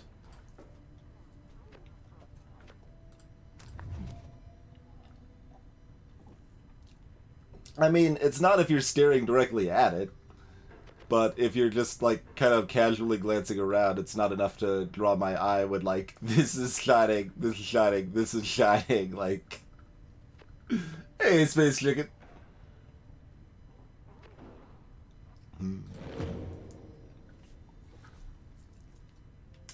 Greetings, Seven Spirits.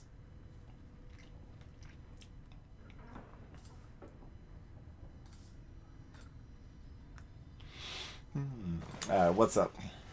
Hedwin motions for you to join him. While his manner is as easygoing as ever, you sense his contemplative mood. You were wondering about this wagon. It's a long story, but I'm going to keep it short. You last long enough in the downside, you start to hear a lot of crazy things. One of the crazy things I heard one day is that there's a group of exiles out there fighting one another for their freedom, under the stars, while wearing masks and dresses.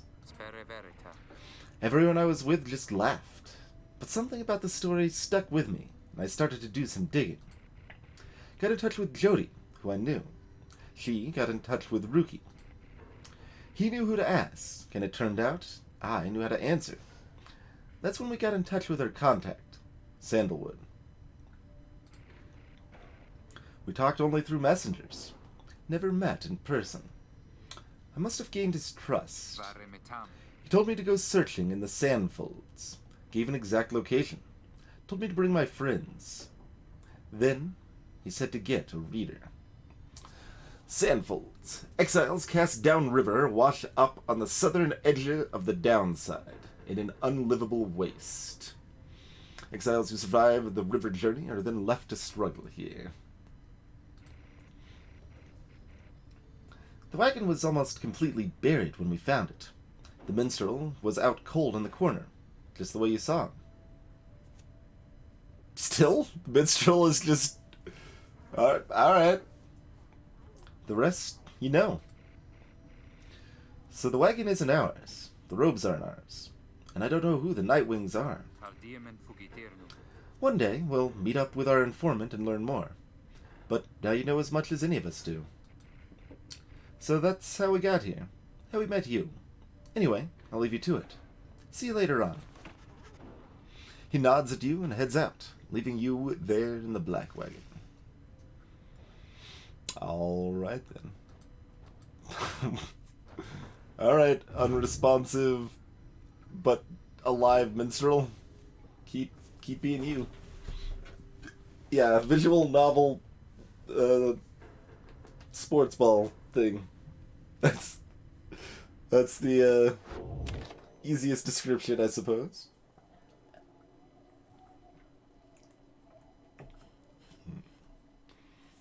Alright, let's commence. Oh, I should have read that, I suppose. That's okay.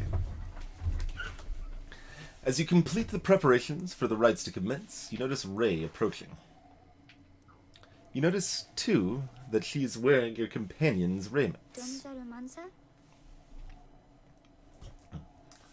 We can go home? Ray, I thought I made myself quite clear that you were not to touch those robes.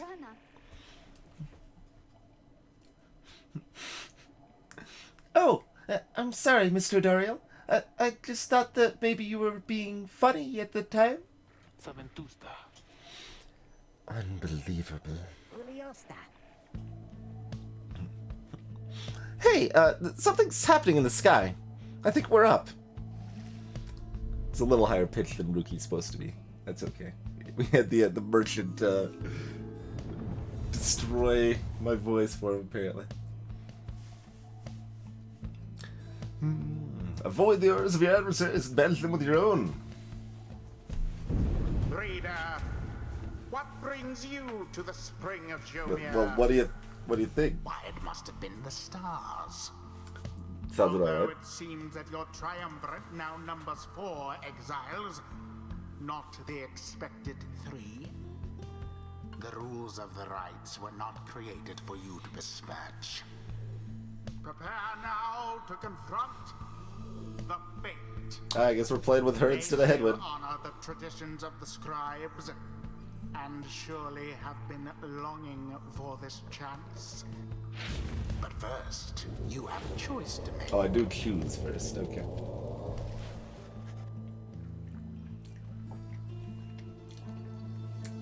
The sky burns bright once more as your next adversaries in the rites approach.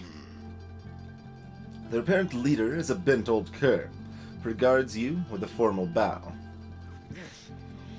At his side is an intense young man, Dalbert. I hail you, exiles of the Nightwings, and am grateful that you choose to grace us with your presence once again. I am called Dalbert Oldheart, and this is my son, Almer. Dalbert is an honorable old cur bent on upholding the secret traditions of the rites with his son. Almer is the dutiful foster son of Dalbert and is very protective of him above all else. We did not greet them, father. We shall face you in the field this night, and may the victor's pyre burn eternal. But first, we offer you a token of good faith, in show of appreciation that the Nightwings have returned. Delbert approaches you with something in his paw. You sense his motives are sincere as he hands you a small talisman.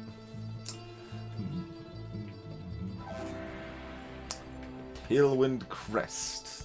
2 quickness. Alright.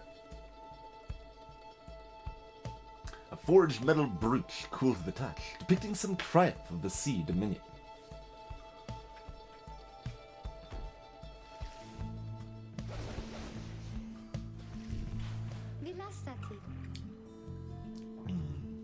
Oh, we've got enough robes for everyone, apparently.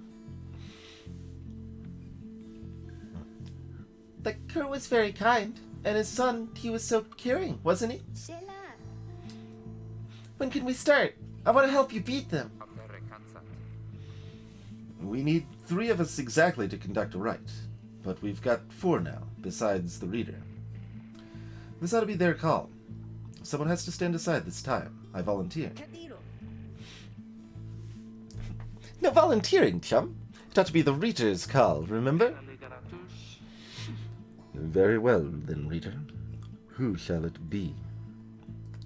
Her voice got even deeper than it was supposed to be. That's okay. Prepare to make your choice. Now we shall get started. All right. Let's what stats you got going for you? So you seem pretty good. like almost as fast as him, but you still get 20 points for a goal.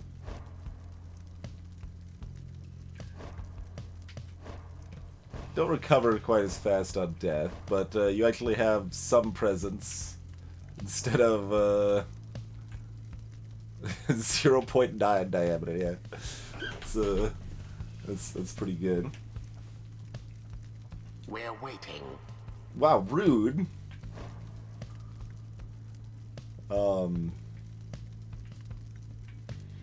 Yeah. Well, I was gonna ditch Jody, but maybe I just ditch him, huh? I mean, mostly just because, like, the math works out better, right?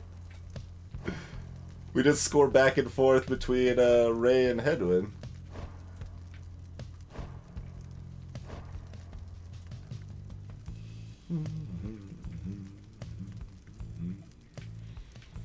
And then Jody just hangs back to dunk people. That seems pretty good. Alright, so you keep your item. I like Rookie as a character. I suppose it'd actually make more sense to give it to him, though. Let's go with that.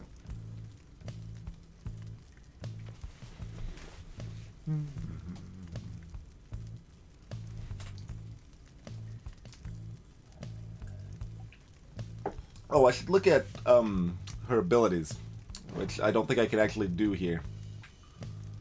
I just realized she probably doesn't have the same abilities that other people have. Nope, we can't look at that here. I guess we'll find out. Guess we'll find out. R?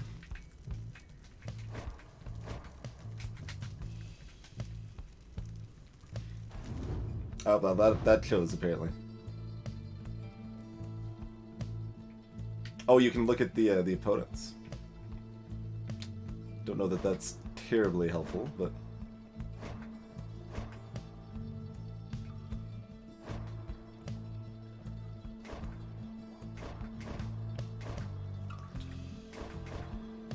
Alright, so they've got... Yeah, Curs seem to have similar stats in general, so... Very high quickness, low presence, 15 glory. And these are both two mid-classes with inverted quickness and presence. Alright.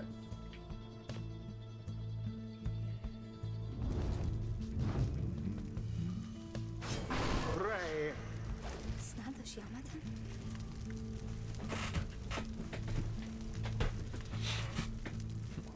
Oh, me? Thank you. Thank you for believing in me, because I think the scribes do too. Oh, you choose them one at a time like that. Okay, I thought we set our team and I guess I didn't actually set a team, did I? Alright.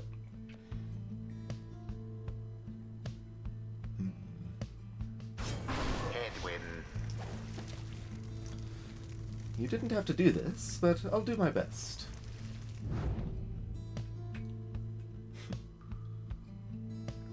Wait, what is this?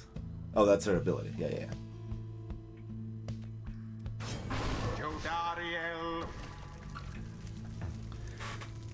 As you will. The choice is cast. He's all angry. Oh, look at you, chum, making the tough calls. Fine, whatever. I'll sit out.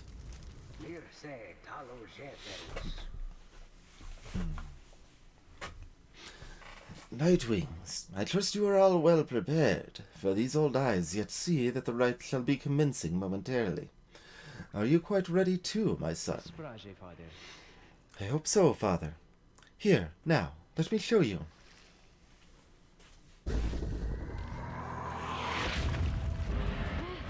Commence.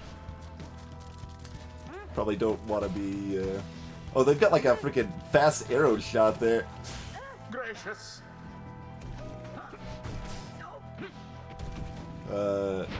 There's like... Wait, that's not swap character. That's swap character. There we go.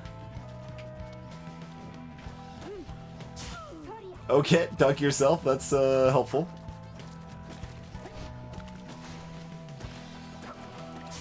You'll have They are way better at defending.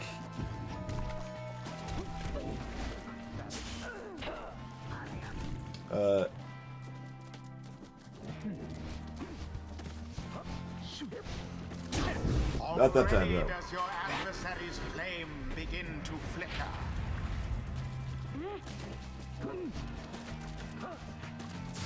Engulfed within the aura.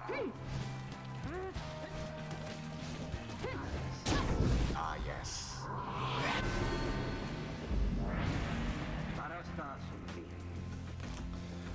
Look forth, my son.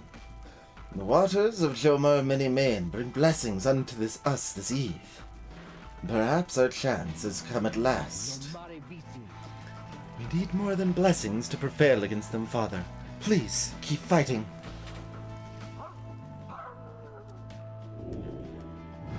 Collect moon drops. A boon come from the Alright, stars well, I'm getting the moon themselves.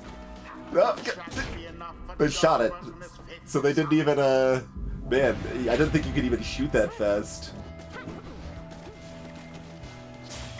There goes the orb.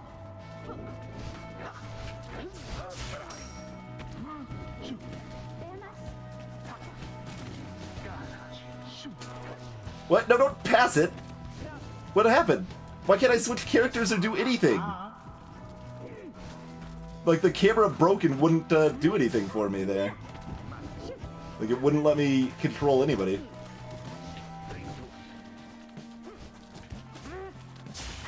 I almost pity what transpired there.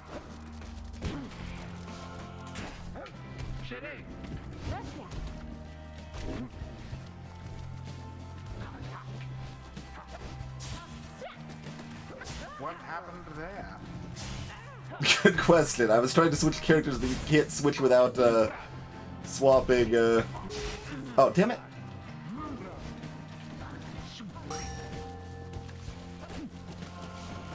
What? Go in! Just go in!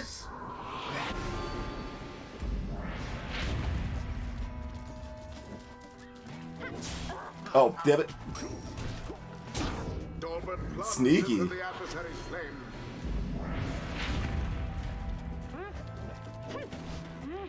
But that's gonna cost you.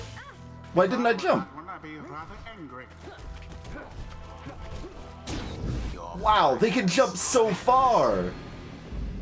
Holy moly! There.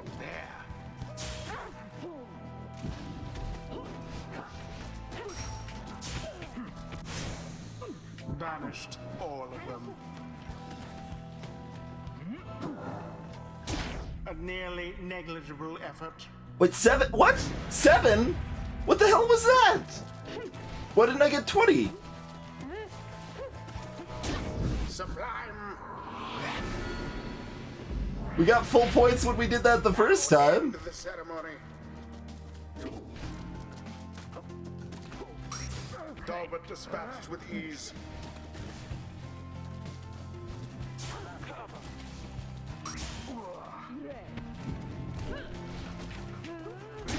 Your flames grow weak.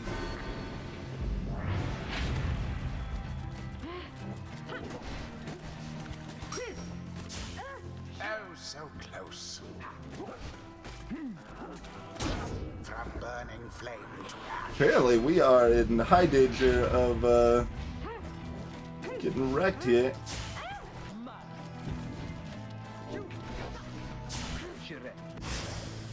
Such fervor. And it is Wow. done. The Night Wings prevail. A narrow victory, yet nonetheless commendable. Perhaps you Yeah, there's a shan't lot of neglect stuff that I have no idea what the hell was going on there.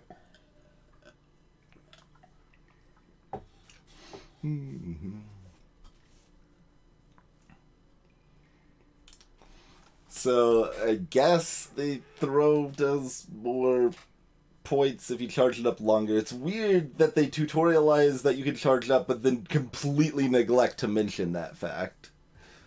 but we made it anyway. Like, we cost ourselves a goal basically by not knowing that. And let's see. There was like a weird delay on one of the sprints. I guess that must be Ray's.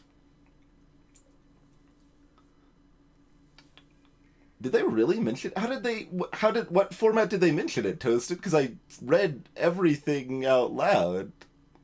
Everything they told me, I read out loud. When did that happen? I don't believe you. How did I miss it, if so?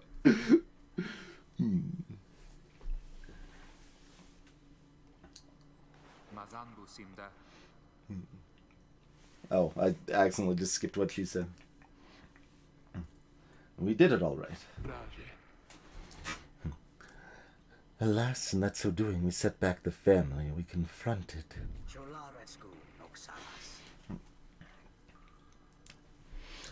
Exiles of the Nightwings, the dawn is yours, and may you earn your freedom.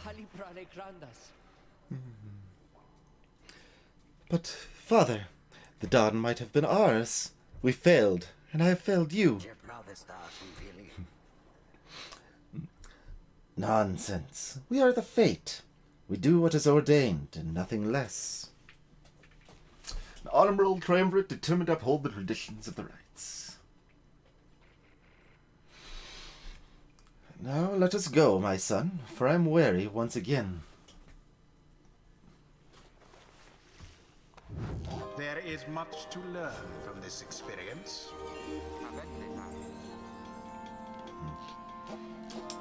It seems a little unfortunate that this system probably encourages you to just keep using the same people, but I'll probably try mixing it up anyway. We'll see. I think I'm beginning to understand something of all this, my friend. Alright, Hedwin's got some masteries. Mark of the Master General. Skill and versatility, or influence over the triumvirate. Hedwin and his allies regenerate stamina twice as quickly as usual. Shared tenacity. How's it going, Squeaker? Thanks for the raid, sir. Salutations, Umpire.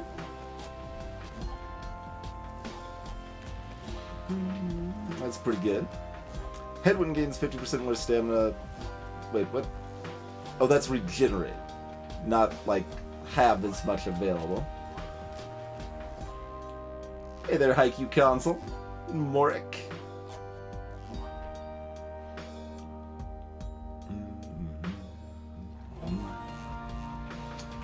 What are we going to afterwards? We got Critical Strike with Power Casting, which I've barely used at all.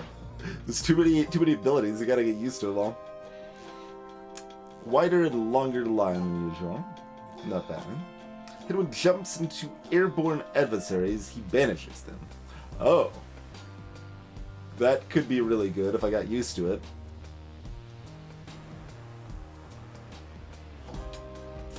Moon Formation.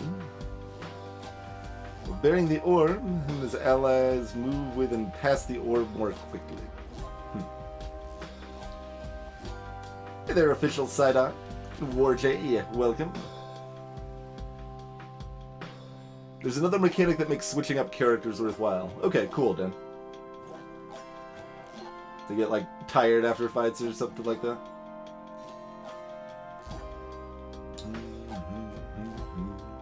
Secret Bond. Hedwin and his allies may instantly return banished allies by moving to where they fell. Ha. That's going to be hard to use well, but could be good. I don't know. I don't know which side of things I want here. And I'm enjoying it so far, Squeak. I can see that on my...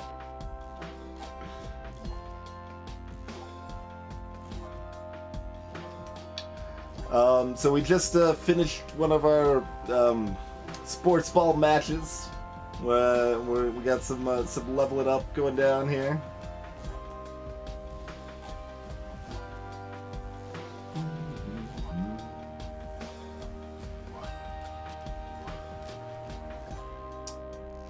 Oh man. See, like if I got like good, this is probably better. If I'm not good, this is better. I think. Because I've been playing a very solo-focused game, right? But if we start getting fancy and actually like passing the ball around and like using different characters and stuff, like...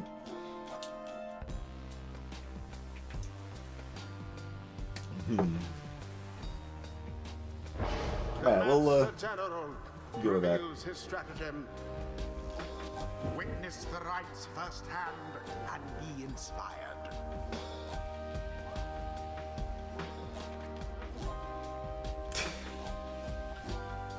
Until the stars align. Hello? Excuse me? I mean, would you excuse me for a moment, do you think? You're one of them. What do you want? Father needs me. Oh, I'm sorry. I think I forgot what I was going to say. I'm so embarrassed.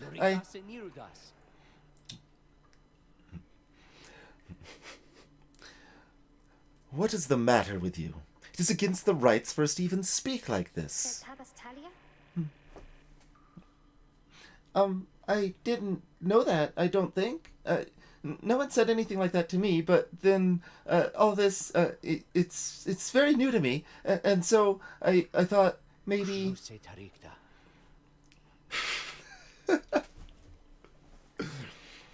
You cannot be serious. Yes, I mean, I like to laugh. I like to laugh a lot, and you, how about you?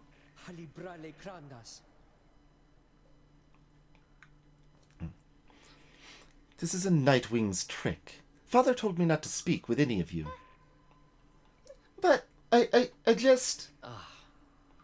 I have to go. Wait, Elmer, wait.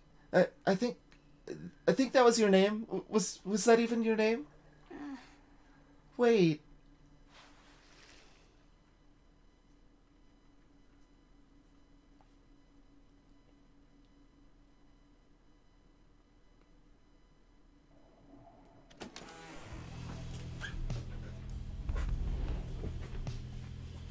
Alright then. As you return to the wagon after thwarting the fate, you notice Jodariel tense up and frown. Where did he go? Who? Wait. The sleeping guy?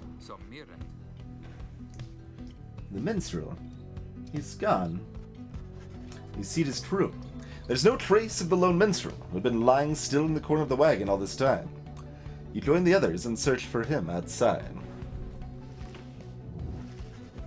You've learned nothing of the lone minstrel, other than what little Hedwyn told you of how they found him with the wagon. You sense their concern as they scour the vicinity for him. We'll worry about the minstrel, my friend. You worry about the stars. Wherever they guide us, we're going.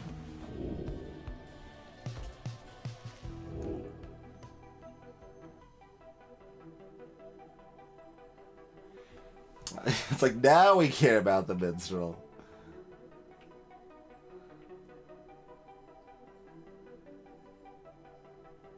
I mean, I guess that's the one. No, we got places over here, maybe even. The stars are broad and wide. You're not permitted to conduct the next rite here. Do I get to like choose a spot now or something?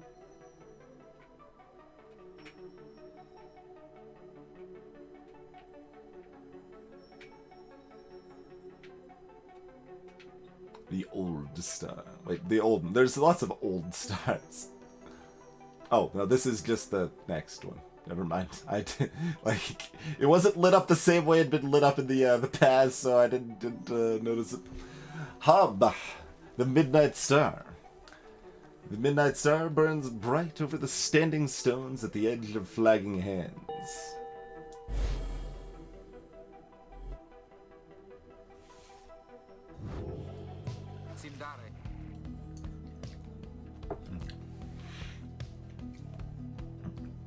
Everyone, we're headed back east, all the way across the valley.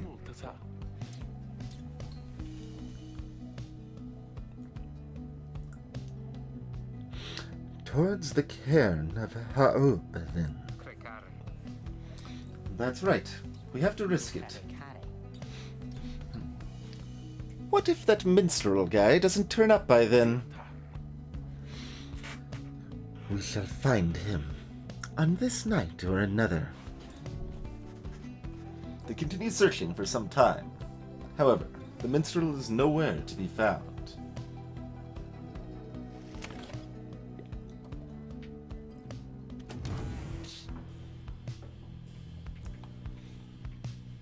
Oh, this is, Ray's scribe catcher. The bundle of sticks Ray insisted on hanging in the rafters. He believes it brings good fortune. Ray is status talking to herself. Hedwin is foraging. And, Jody is staring into the distance. Oh, is there anything revealed underneath? Just another candle. We can snuff out an extra candle now that the minstrel is gone. We've achieved our dreams. Alright, what's up, rookie? After having overcame the fate in spite of almost having lost last night. Overcome? Having overcame? Overcoming? I think there's better ways to phrase that. That's okay. You find Rookie off on his own. What? This is Flash. We got anything new to say about it? No. It's still the same. You sense he wants to talk about your decision to exclude him from conducting the rite. He's got a gold tooth and he's angry. Look, you shouldn't have been like... You should do more than 15 damage to the enemy's Pyre, Rookie. That's on you, not on me, buddy. Well, look at what we have here. If it isn't my good chum. Oh yeah, I'm mad. You bet I'm mad. Who wouldn't be if they don't get to run around in the cold wearing old robes? Good thing the others managed to scrape by without my help. He complains like this for some time, and then... Okay, it's out of my system now. I'm off for a quick walk. Know what I mean? He departs to check on things outside. You sense that he no longer has misgivings about what transpired. Is more concerned at present about the missing minstrel. Okie dokie then.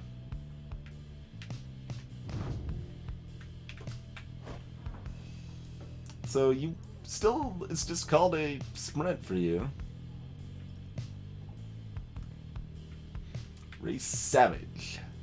Simple folk ostracized for their deficiencies or differences, even prior to their sentencing. Also called the moon-touched. They proved overly resistant to the principles of lawful society. The Commonwealth never did know how to handle those who did not fit neatly into its mold.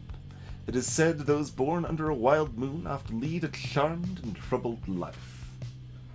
Hey, Fuxi.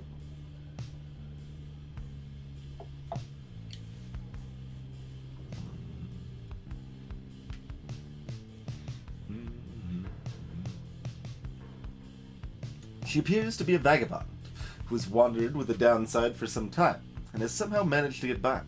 Her simple and sincere demeanor suggests she likely was shunned in the Commonwealth, and would have been considered a savage by the standards there. She seems unusually interested in the legends of the 8 scribes.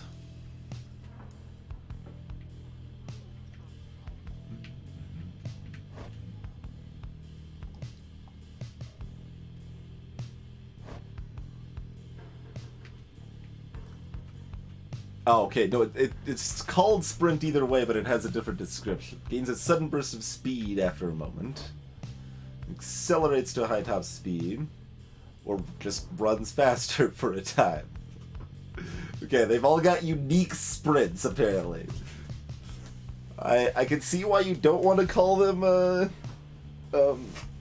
different things, but at the same time it's also, like, it's confusing. It's either confusing or unnecessarily complex, right? Like, I assumed they were all the same thing because they were all called sprint. Are the jumps different too? Yeah, they are. Hops up quickly to evade adversaries' auras. Is there like a practice mode to see how these characters all feel? Plants her feet, then jumps to evade adversaries' auras. Huh. Yeah, the fact that the basic jumps and stuff are gonna feel different to everyone is also curious. Straight line, a long, thin line. A slow, thick line. Leaps and slams down, forcing back those in the vicinity. Huh. All right then. Solution get good. I mean, that would probably help.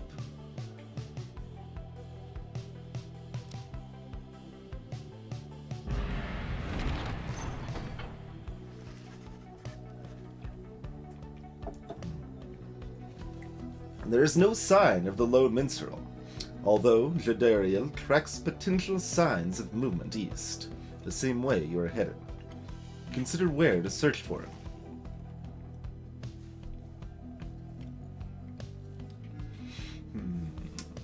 South route. Jadariel believes the missing minstrel must have taken the same route you took earlier. Hedwin thinks the missing minstrel could have taken the route opposite to the one you took.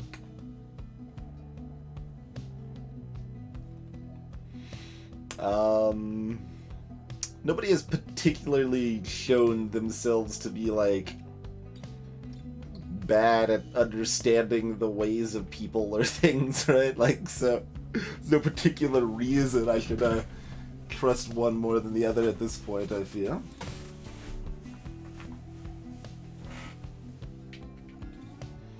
So, I guess, failing anything else, we'll go to the different place.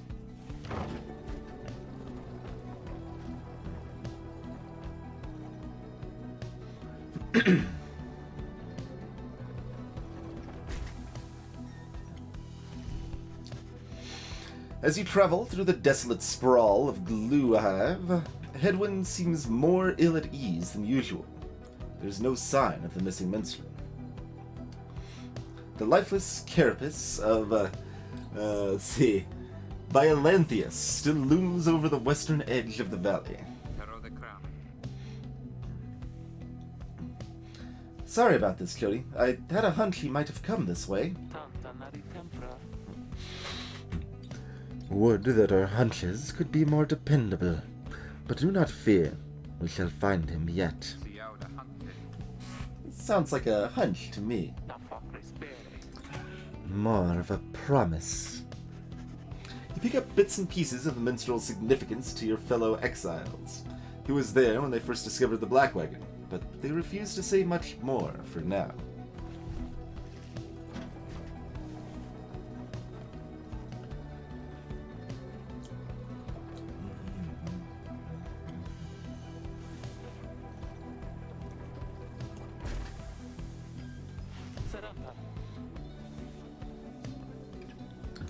Stop the wagon. What? How come? Because of her.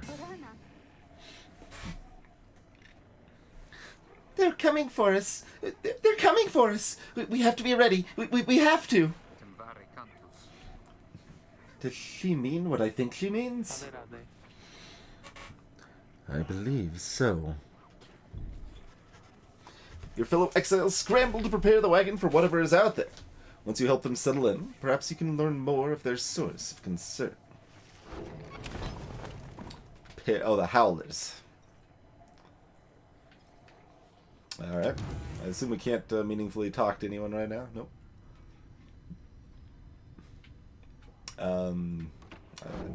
Alright. Let's prepare for the night, I suppose.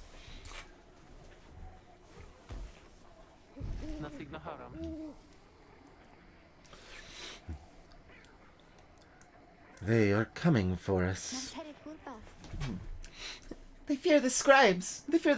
I know they do. What's she talking about? What's going on? Howlers. Lots of them. Then, what are we gonna do? They fear the scribes. That's terrible. They fear the scribes. Musical shift right there. Calm yourself, Ray. We shall give them reason to fear us as well. Reviews the raiments and the books. Indeed. One of us can draw them out, under the reader's watch. It shall be just like one of our rights. Of course it will. Hedwin turns to you. It seems we need your help in this, my friend. We just need a volunteer to go with you.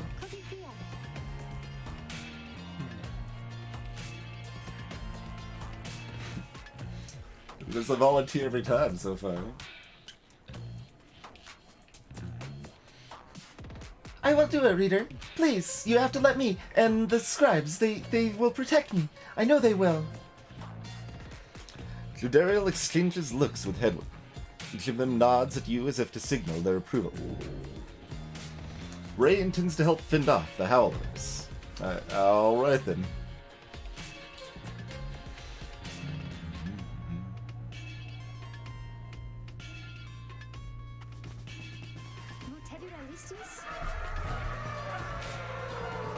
That's a lot of them.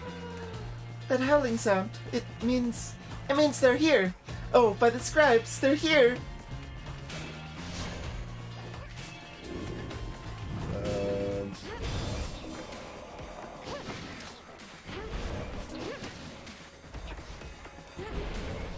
Thanks for covering the screen with that. I'm busy.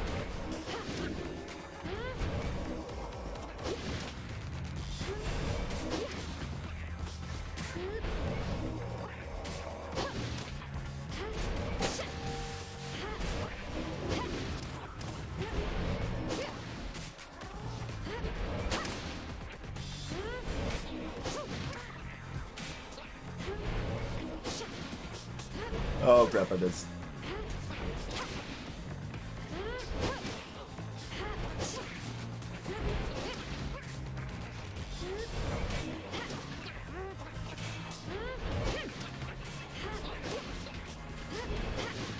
What?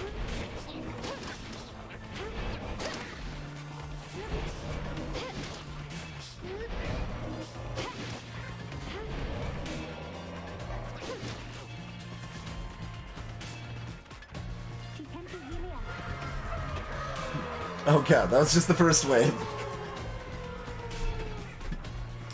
It tried to tell me what power casting was in the midst of that. It said something about it flashing. I don't know.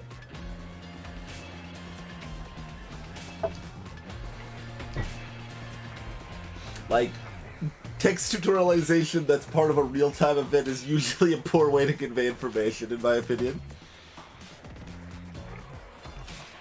More. I think there's more. Oh, here they come. Here they come.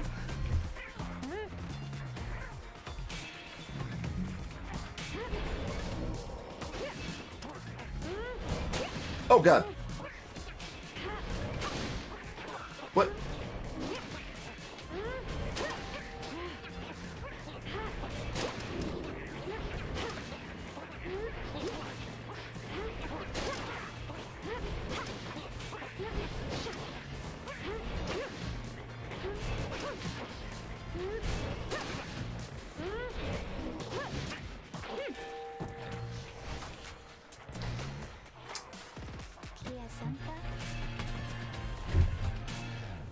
Is it over now? It is. It is. I think it is. Oh, those poor and wretched beasts. Just then Ray spots something creeping towards her. Who? What?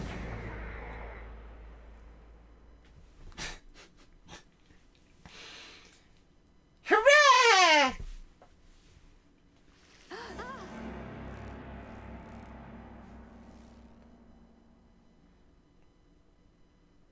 Well, I didn't think the second wave was gonna bamboozle me. Dang it just gave me the tip about the power cast again, but I was looking at chat. Said something about B. Hold B, something will happen. The howling subsides as your fellow exiles scramble out to check on Ray. You find her in one piece, along with an unfamiliar little face. Squeaky! Isn't he the best? Can we keep him? Squeaky! You sense a depth of experience in this creature, at least judging by Drive Imp standards. In fact, you feel a connection to him. If you concentrate, perhaps you can derive some meaning from his calls and screeches.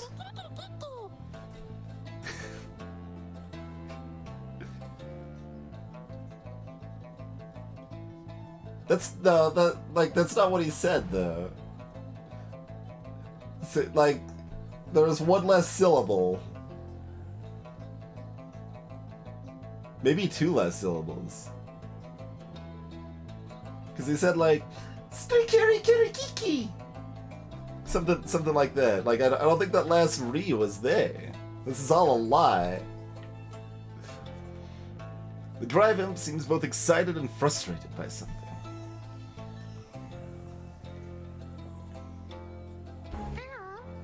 You sense a pattern in the Drive Imp screeches. He seems welcoming of this. Seems to have a history with your Black Wagon. You're beginning to understand him. Okay. We can now understand him. Recognizes you as the new reader of the Nightwings. He's pleased to meet you. Alright. What's up? The Drive Imp seems satisfied at having gotten through to you, and you explain to your companions what little you have learned of him so far. No one argues against letting the creature come along. Inside the wagon, the other Drive Imps stare at him with something like reverence.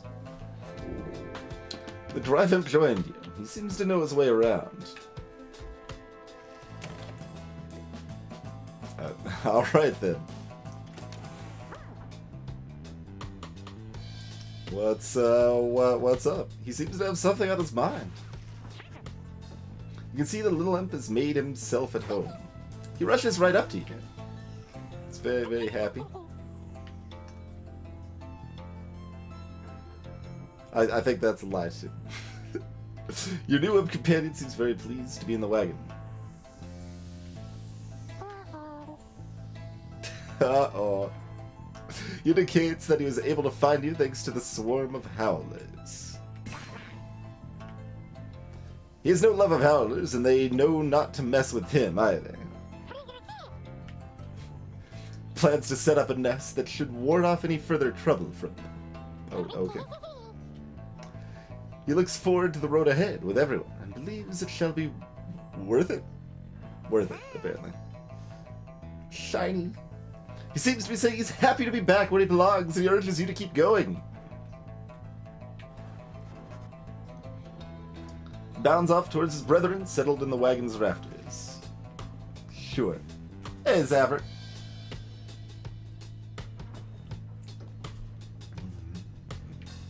I don't think we had another page yet, did we? No. Alright, we've got a better imp buddy now, I guess. Licksand. Guess we're going to Licksand, everybody. Arid southern pass towards the ominous cairn of Ha'ub. Your new imp friend seems insistent that you take this path bearing east.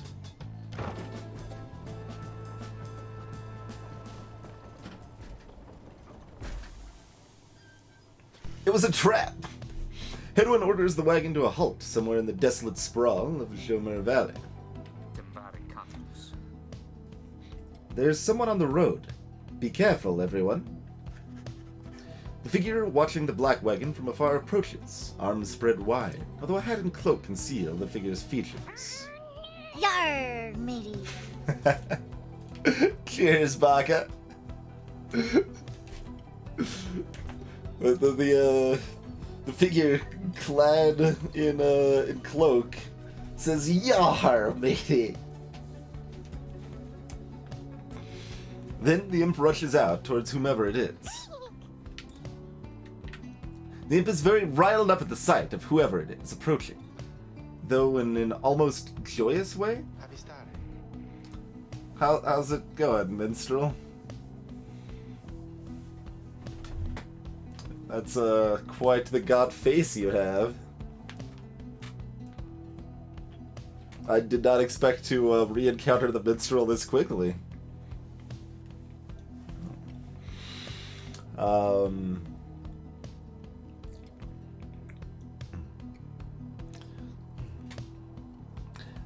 Tizo, it is good to see you.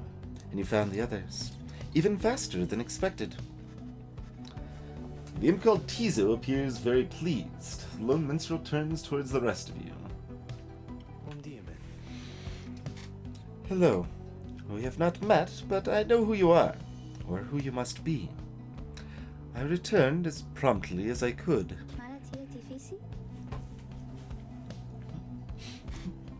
Have you walked with the scribes themselves? Because I think you maybe have.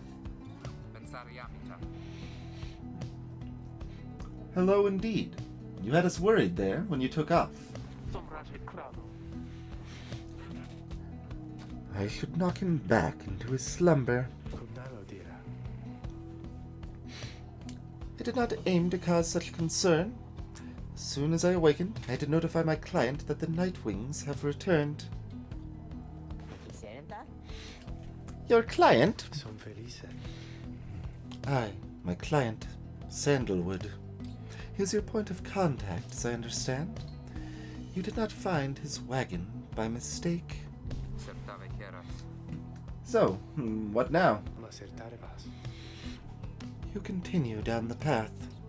That is why I am here. When we meet my client, he shall explain. For now, you have a job to do. I assure you that I shall not interfere. But I mean to accompany you. Would that be all right? Hedwin and the others exchanged looks. Welcome back, minstrel. You got a name? I am sometimes called Tariq. It is a pleasure to meet you, Nightwings. Traveling musician connected to the rites. The lone minstrel returns to the Black Wagon with your fellow exiles.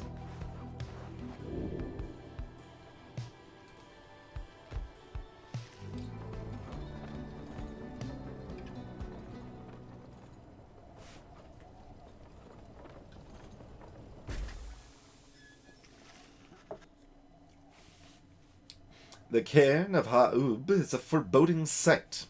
It is here that the next rite is soon to commence. The accursed imp here felled the mighty Bone Titan, Shaq's 6 shoulders.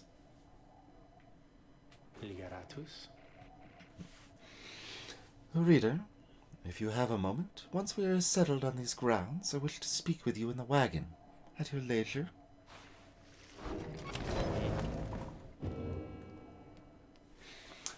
The rope collar. We got a slug market here too. You guys, you're selling the same garbage? You got nothing new yet? Get out of here, Ron. Oh, hey guys, fancy running to you on this side of the sand. So, what can I do for you? Let's do you 4 of it. Ron, how do you make it all the way ahead of us? All this way ahead of us. Come on now, Mr. Greentown. Can't just give up all my business secrets, am I right? Hey, Pseudoposa.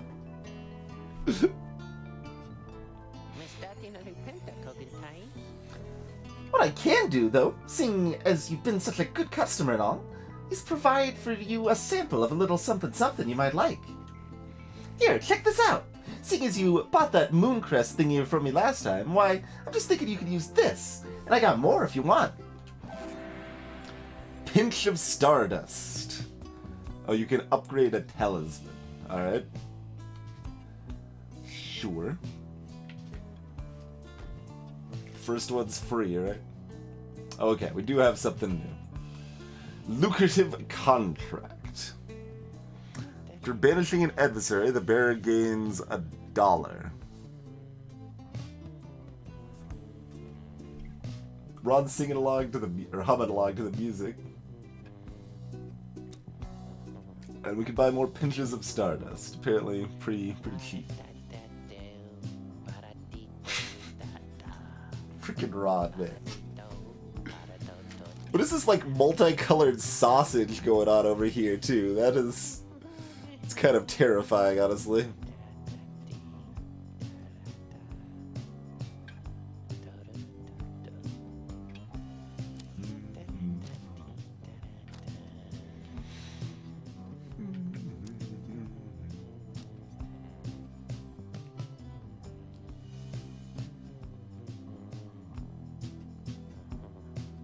I mean, I guess that's better than not having that. And if I don't want to buy anything else, I might as well buy that for now. I don't have enough money to buy the one thing that's useful and screw this other stuff, so... Sure. Buy your contract. And probably some more Stardust, question mark.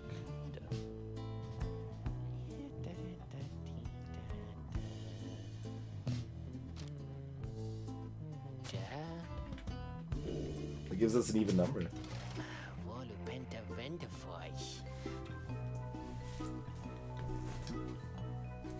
Ha! I knew you're going to like that stuff, guys. It's pretty woo. Know what I mean?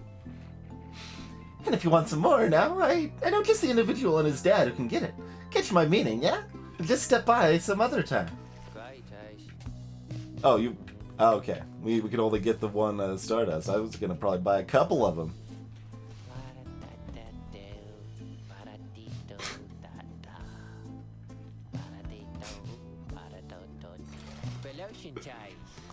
You guys have a good day out there.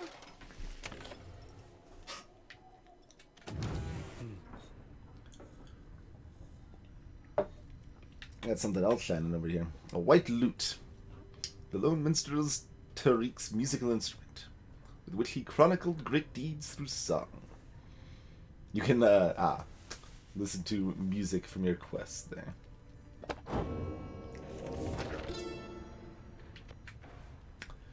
In the words of Goal, I knew it was a fool's errand, but my liege, he would not listen. He instead insisted to pursue a certain treasure, a celestial orb, freshly fallen from the heavens in the reaches of the downside.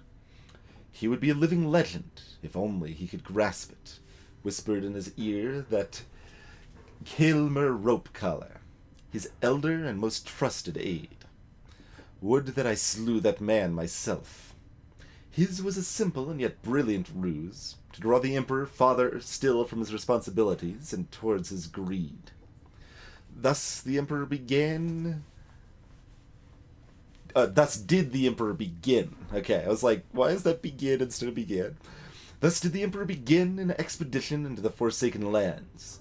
He insisted that he go, himself.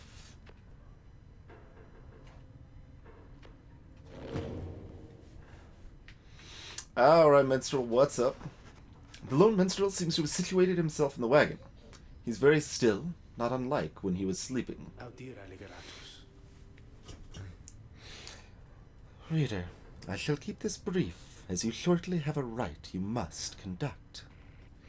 You have read something of the Book of Rites, which means that you may know something of my true nature. Or just nature, in general. Doesn't have to be true or not, I suppose. On the contrary, you know not what he means, and he soon senses this.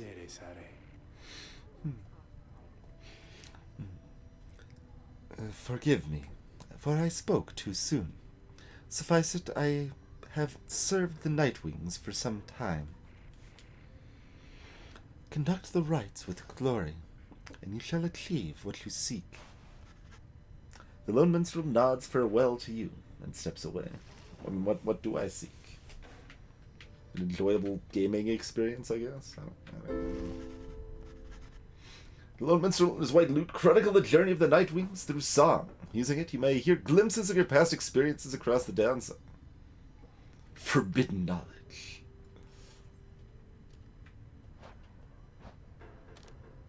Have there already been that many songs? It's quite a few.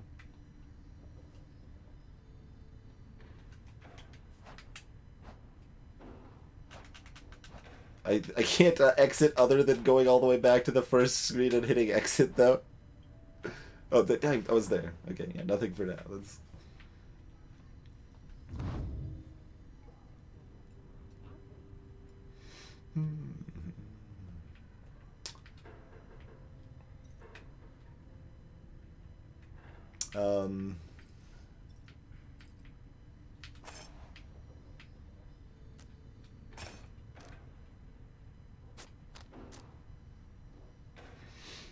Oh. Well, that's a lot more than I expected. That's pretty good.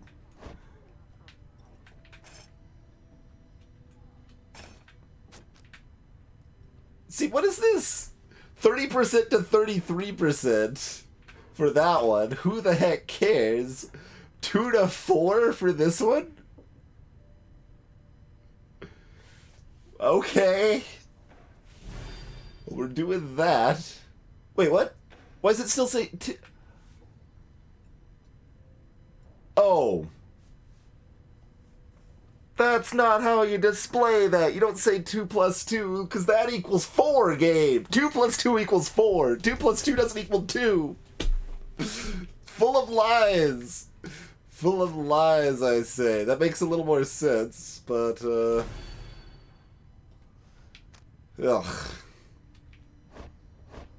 That's not how you're supposed to display information, is all I'm saying, okay?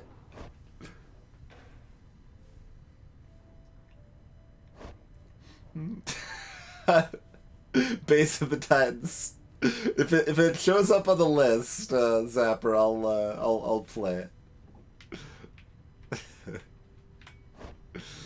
it. I suppose I should just equip these by default in case I forget to switch them when we... Yeah, whatever.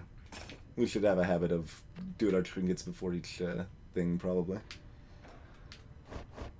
Like, we don't see anything specifically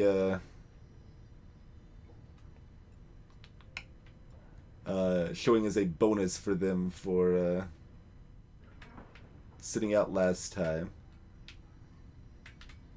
Like, part of their enlightenment is green. Whatever exactly that's supposed to imply. No one else had, like, minuses I missed, did they? I don't think so.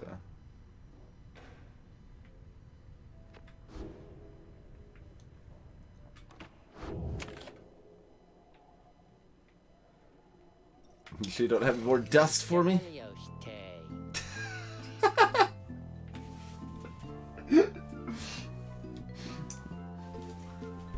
My favorite guys! They're back already, for some reason! Just fine. If you don't want me here, I can go, okay? We can go. I almost, like, didn't think that as something to equip, so I should put it there. Come back when you're gonna buy something!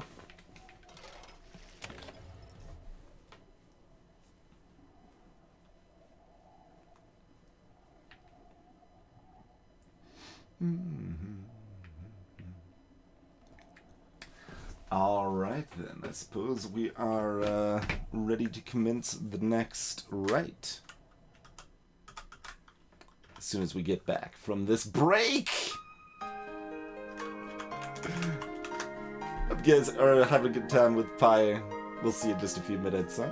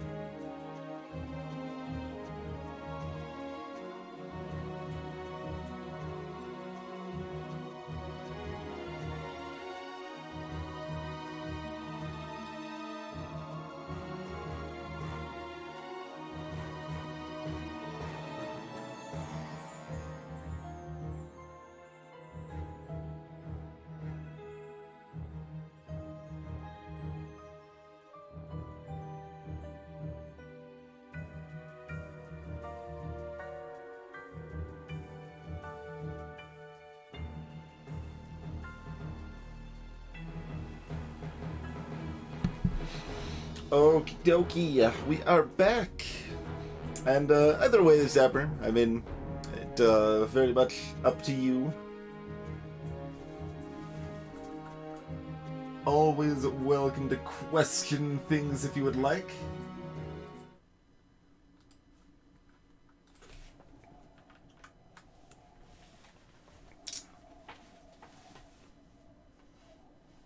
Let's commence the right, not the left. You and your fellow exiles gather around the secret site known as the Cairn of Ha'ub, anticipating the hour that the rites are to commence again. All is quiet for a time, and then... from out of nowhere charges in a gangly cur.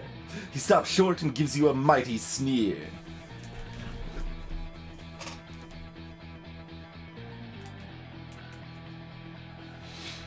All right then. Psst. That's Barker Ashpaws. Real piece of work. Just don't make eye contact. He is a troublemaking cur who thrills in the defeat of the triumvirates who stand against him.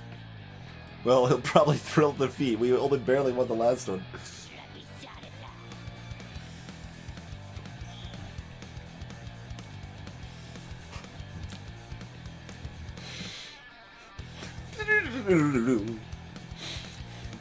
Oh, well, would you look at this lot? Even got one of our own. Consorting with the two-leggers. You're a disgrace there, mate, you realize? Ah, good to see you, Barker. You're looking well. Didn't know you knew about the rites. Oh, I know about a lot of things, my friend. For instance, I know you're gonna be very, very sad after we wipe the floor with you here. Don't know whose back you scratched to earn yourself a spot on the high and mighty Nightwings there, but I'm gonna make sure all of you regret it. Because why not? Sounds good. Sounds good. Barker laughs away at his pack as his pack stumbles after it. You hear them howling and cackling as the stars above begin to glow.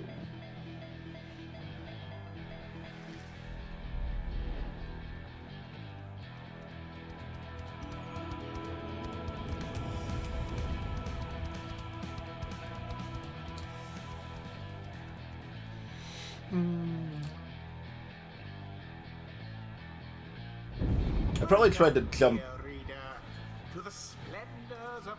without stamina once. You shall find the downside grows less pleasant from this point. But first, there's a tradition to uphold. This time you stand against the dissidents. Even now they hunger to defeat you. Perhaps not simply to regain their freedom, but to deny you yours.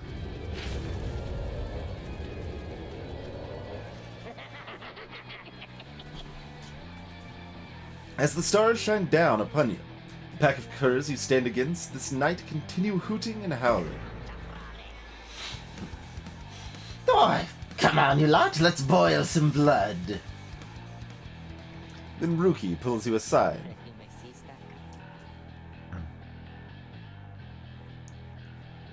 Oh, I was totally gonna send you against him too, but if you want to sit out again, I can have you sit out again, I suppose.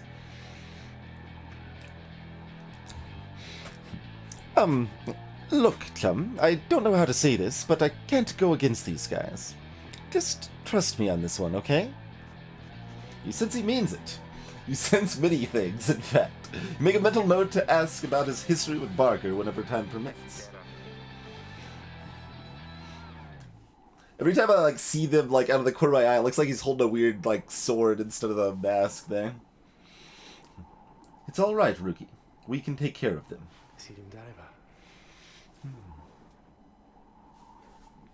What? Begging your pardon, but if you need another to stand at your side this night, I have someone here who I would recommend.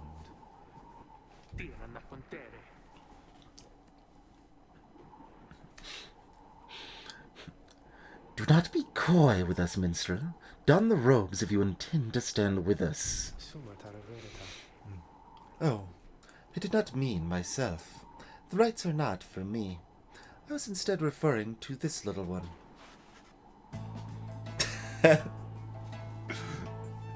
Creature wearing tiny raiments appears at the lone minstrel's side. What's up, Tizo? He wants to take out the, Absurd. The imp knows the rights. He knows a great deal. So long as the Nightwings stand together, he shall be at their side. Though he need not take my word for it. Tizo, our adversaries seem to be preoccupied. Perhaps you might quickly show our comrades what you can do? Little imp peers at you. He sits his connection to the rites as he awaits your guidance.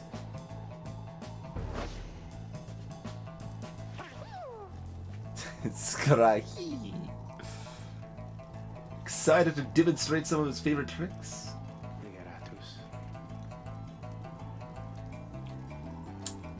Takes some getting used to, huh? Uh-oh. Reader, influencing Tizo may take some getting used to. He's inviting you to try. I have to keep, like... so, my voice for him involves me, like, talking way over here. So I have to, like, keep, like, glancing back at the words.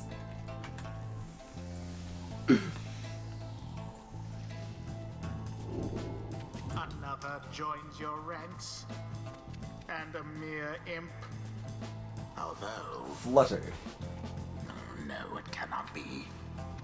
Then we shall see what comes of this new partnership of yours.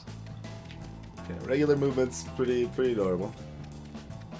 Can't use the sprint sort of thing yet, but... Oh, man. Okay. Can I land on these spots? No, I can bump them around. I guess we could have probably always done that. You could, like, set up blocks or something. That might be useful.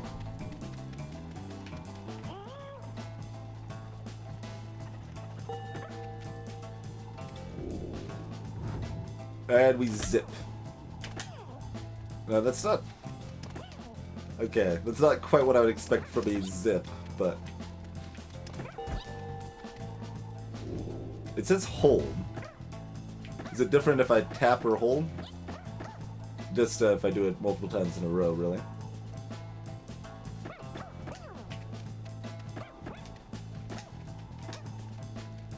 Hold B to implode.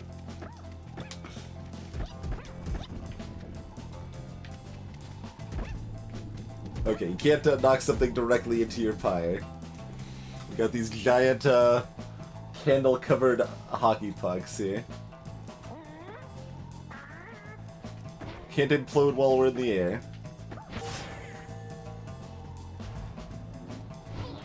And you return very soon. You are powerless for now.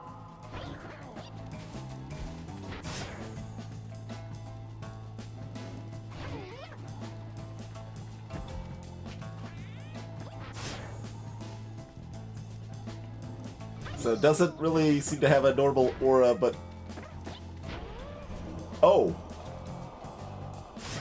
We can, implode with a little bit more, oomph than that, it would seem.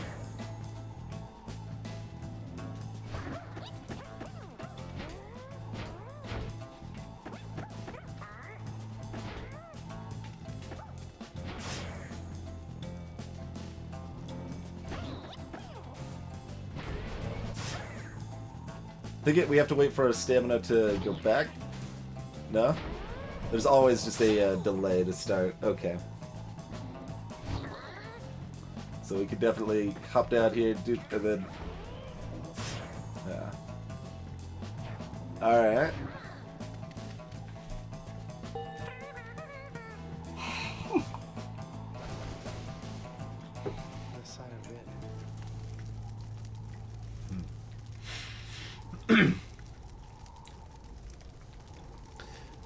done as ever, Tizo. Scrock. If you could use his help, he's happy to lend his support. Well then, reader, who shall conduct the rites in the name of the Nightwings? Who shall conduct the rites? That's the question that has just been posed, I agree. I mean, sure. I'll equip that on someone. Are you just saying that because it's unequipped and there's a slot or something? Alright. Unwilling. Okay.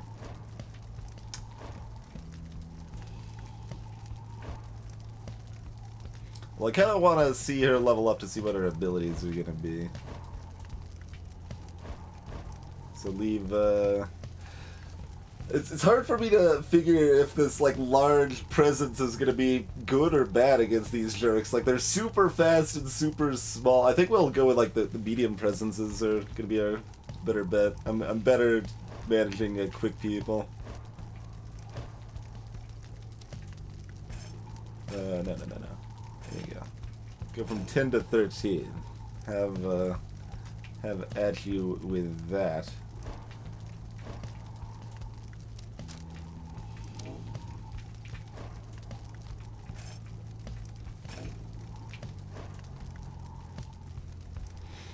All right. Well, let's do it, I suppose.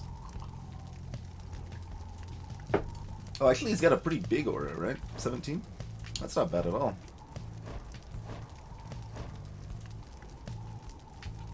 Only the 15 glory, though, because he can kind of fly in a lot more capably than a lot can. Okay.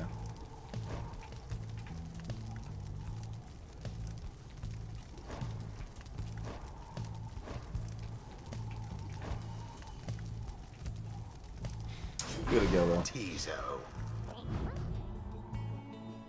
Said with such disdain. Edwin. Shiru-sama.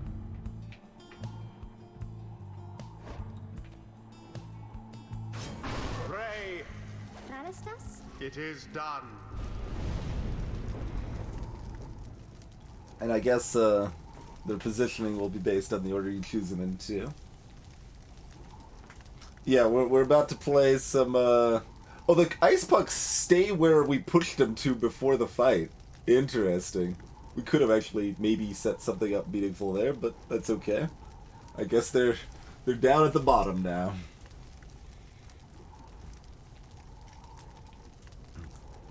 Everyone ready? Let's show those curs what we're made of. Time's up, you swill! Come on, boys, let's get him! Oh, God. I'm not ready. Now begin.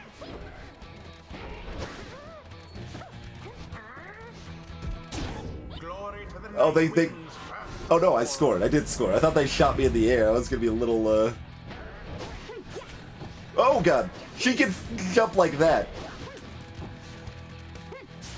The orb slips from your clutches.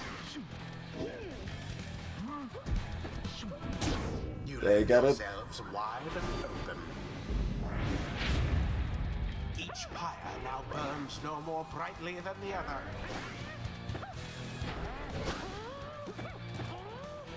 But, Bask in the purified that flying is just really strong. I'll just fly in there all day long. closer to victory.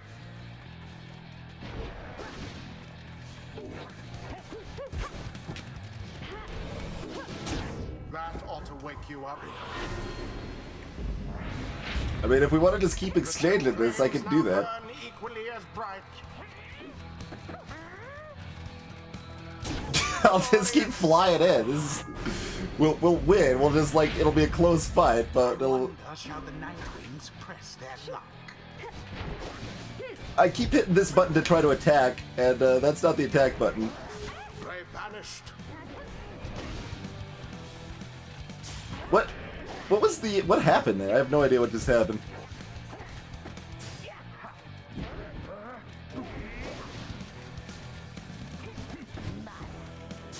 Well Oh, I was a little too greedy. I could have made it, I think. But, oh god, you passed it all the way up there.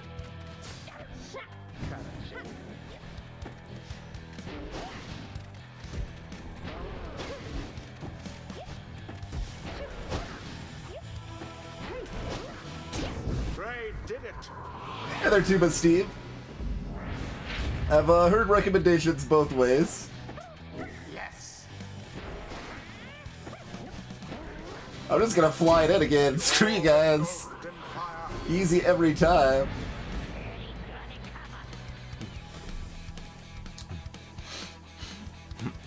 All right, you lot, that does it. No more fussing around, right? My boys and me, we're proper angry now. Apparently they're proper angry now. Careful now.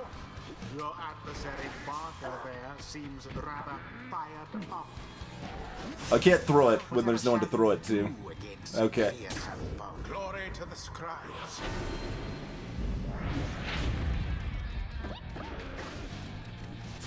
Barker's on time out.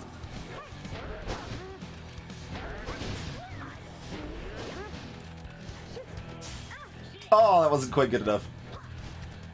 Oh, what happened to my other guy? Alas. They took him out. I guess we should just go for the guaranteed 15, I guess. I missed it. I still missed it.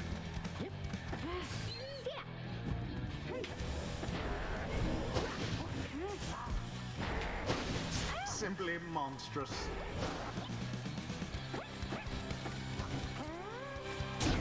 Absolution. Alright, we can try throwing it in later. Go on, just once more. Oh, crap.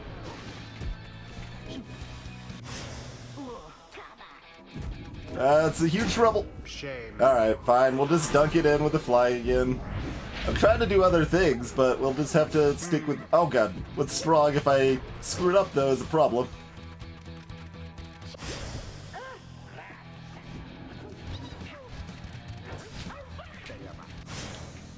Fully banished. Let me just practice this. Oh, nope, that didn't work.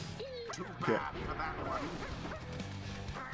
Try to practice some other techniques here a little bit. The Nightwings prevail yet again. They pulled together ere their pyre sputtered out. Hey, Serval. The right is done. He's so excited to prevail with his first right with your group. That ought to show him. Well, I'll be a heaping ball of dung, but I just can't believe you shoddy lot showed us the what for like that. My boys and I will have to take you just a tad more serious next time. Till then, you just be ready to tell old Rookie Greentail that yours truly, he remembers everything, you hear? The rights do tend to teach something of trust.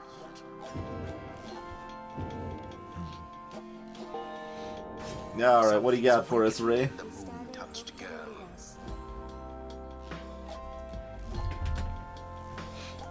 Scribes, they whisper to me. They do, from time to time. What do you got?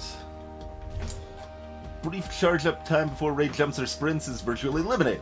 Okay, well we can get rid of that. Brief charge up time before Ray can cast her aura is greatly reduced. I never even tried to cast that with her, so I didn't even know. While sprinting, Ray slows nearby adversaries.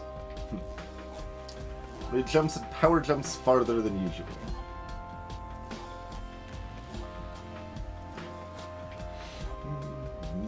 If Ray is banished while jumping, she shall instantly return to the origin of her jump. Ray flings the orb faster and farther than usual. While saluting her adversaries, Ray automatically leaps towards the orb, if no one has it. Huh. While grasping the orb, Ray sprints and jumps without using stamina. Oh. Oh, good God. Well, there's that.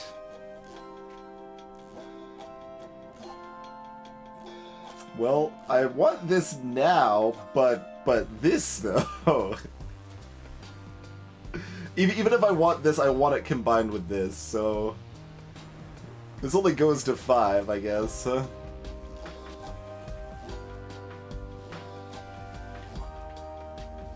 Oh, the next tier we get like to pick 2 though, right? No, just access to 2. Okay. Yeah.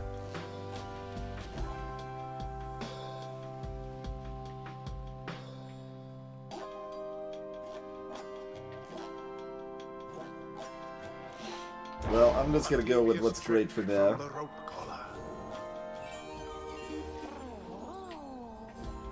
Tizo feels solemn respect for the rites and all their myriad complexities. What do you got, Tizo? When fluttering or zipping, Tizo moves much faster than usual. Well, that sounds great. If banished, Tizo drops a moon sign allies can instantly transport to from their pyre. That sounds way too hard to use well. That's cool. But that sounds way too hard to use well. What do we got over here? After casting his implode ability, Tizo returns much faster than usual. Tizo's implode ability can banish adversaries in a much wider area. Additional 10... Well, that's amazing. Going from 15 to 25 on, like, one of the most mobile characters. Banish automatically cast Implode if he does not possess the orb. Saluting turns to a fast-moving howler or back. Banish drops an improved moon sign that boosts allies' speed and stamina. Well, let's... Tis the influence of the Imp Scribe.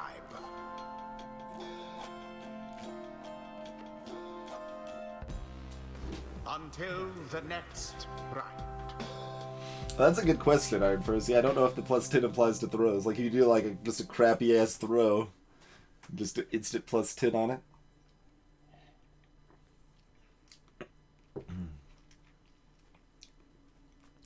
Splendid was your guidance of the Nightwings, reader.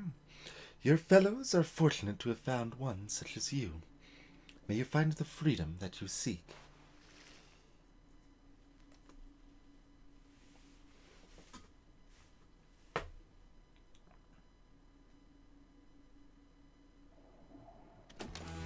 It's been basically the same game. There's Zapper, yeah. You got the different stats and the characters work a little bit differently, like, why can't I remember her name? Jay's name? Jody is what they were calling her for short, so fine. Jody is very slow but has like a huge aura, and that aura is how you dunk enemies and stuff. After prevailing over the dissonance in a narrow victory, narrow's slightly strong, but it was not as good as we wanted it to be. You return to the wagon to recover from the night's ordeal and figure out how best to proceed.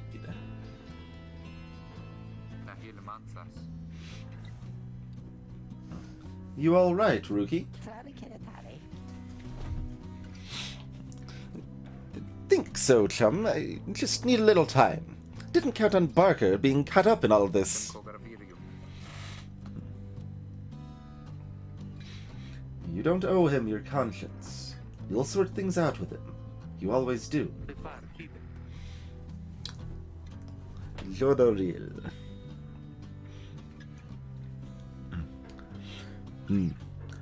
I do not wish to interrupt, but the dark of night is waning. Reader, would you join us outside, please? You find Jodorel and the lone minstrel gazing, I was about to read that as grazing into the sky, gazing into the sky above the valley, which is beginning to grow pale. You look towards the heavens.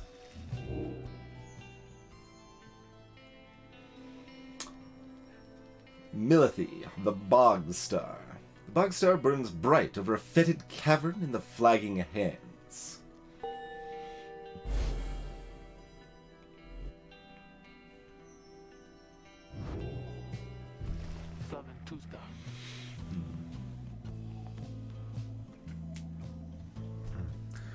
Then, it is as I feared. We are to press further north, beneath the valley, into Flagging Hands. Flagging Hands is a gloom-filled, desolate region of the downside, beyond which lies the sea. Fetid sprawl of noisome, festering, unpleasant adjectives. Basically a disgusting swamp pit.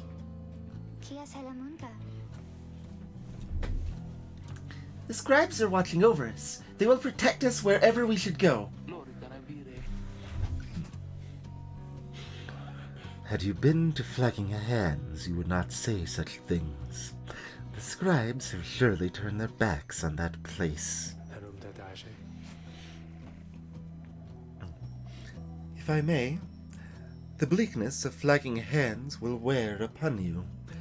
To be sure, I urge for you to take what rest you can, for you shall need your strength upon the road ahead.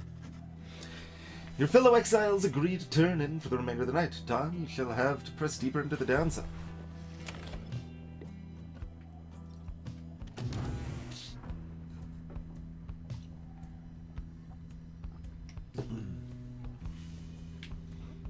What's this?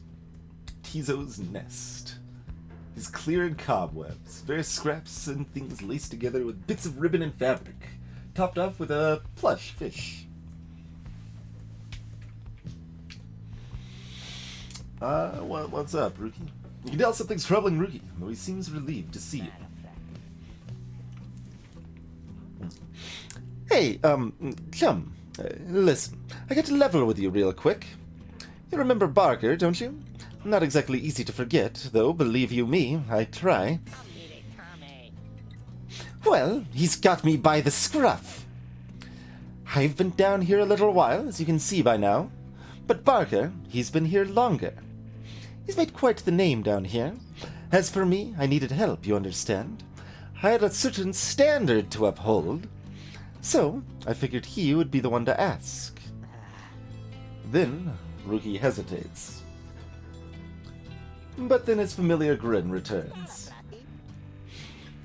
So what if I owe him, though, right, chum? I got people back on the other side, and just between us, we're loaded. I mean rich. My little problem with Barker, soon it's going to take care of itself, just as soon as my people send the money through. So, I'm telling you right here and now, don't you even worry about it. I'm sure everything on that front is going to end up real tidy, real soon. With that, he scampers off before you can respond.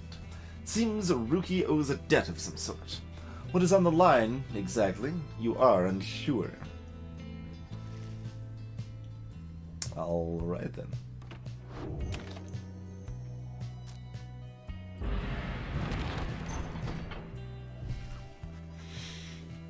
Come dawn, you find Hedwin and Jodorel assessing the current situation with Minstrel.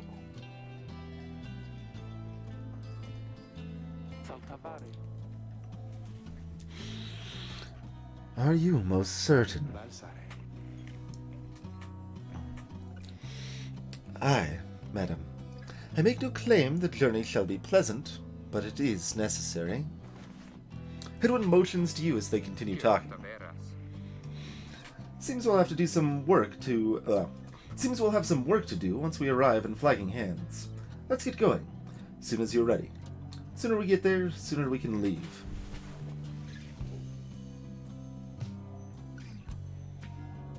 Alright then. The lone minstrel knows a relatively safe route down to Flagging Hands.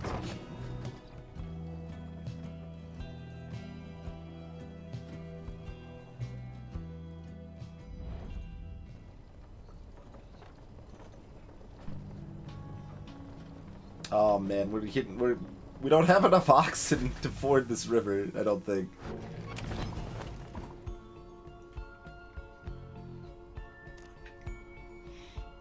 The Flagging Hands region has an oppressive air about it. There has to be a path forward. The region proves as dismal as Jodorel indicated. The air is thick and foul. How far to the pit of Milithi? According to the stars, the next rite shall be here. Fetid din in which the witch Milithi sealed the physical form of Yilish astral born. Yilash? Yisalash? I don't know. Hey, Roma.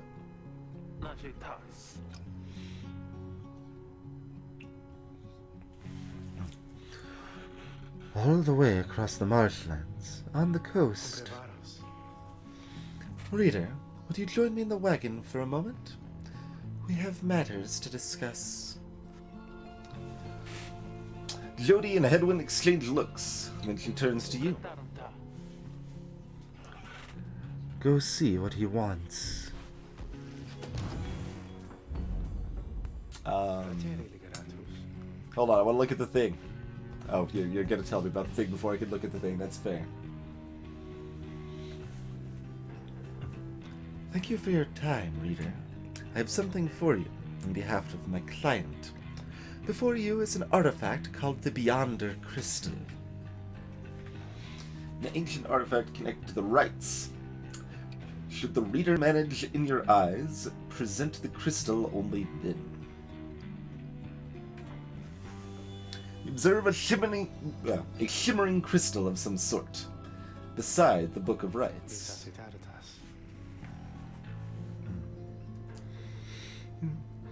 As you have surmised, the triumvirates you are to confront during the rites shall stop at nothing to prevail against you. They have prepared for this for quite some time. The Beyonder Crystal may help ensure that you are well prepared in turn. It is a resource now at your disposal to be used at your discretion. Gaze upon it, and you shall see what I mean. Henceforth you may use the Beyonder Crystal. It is calling you.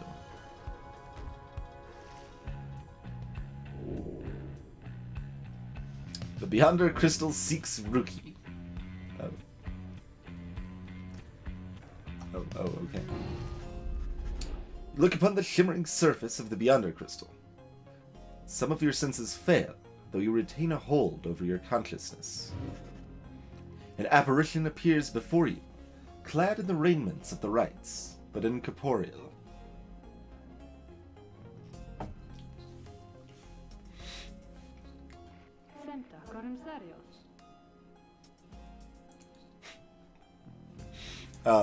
Thanks? I sense that you are not a total idiot. She reaches for the clasp on her mask. So, the Nightwings have returned. Oh, but where are my manners? You must be their lovely reader. Please, call me Sandra. Sandra the Unseen. She is a wraith expelled for eternity within the Beyonder Crystal and bound to serve the rites.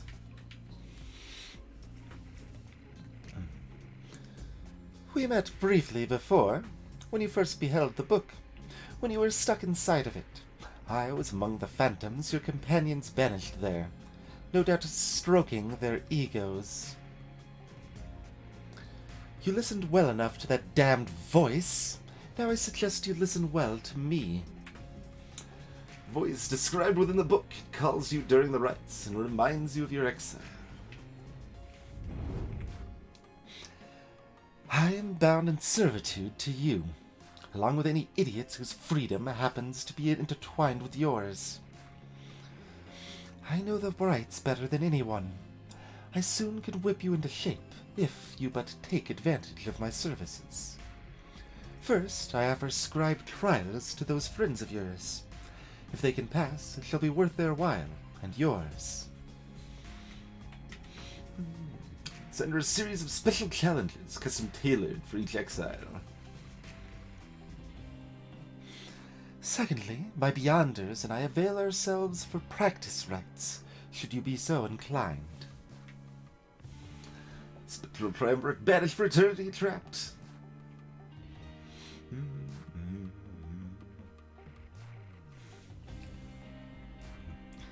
Or you could always come and chat and briefly free me from an eternity of boredom, hmm?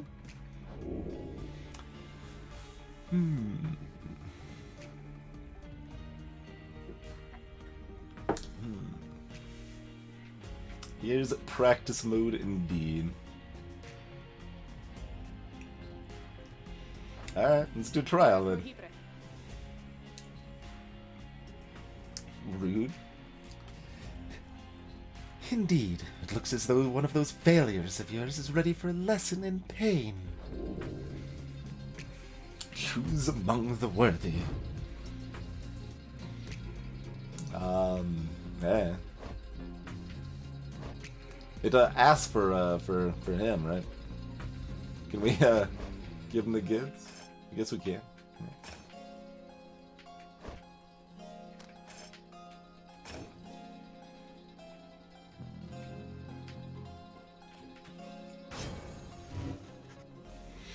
You asked Sandra to administer one of her special trials for Ruki. What? The loud-mouthed cur? Well, I suppose that he's ready, technically, though I have a litany of reservations about him. But let us bring him forth. Soon Ruki appears in heed of the summons. Chum, why are you looking at me like that?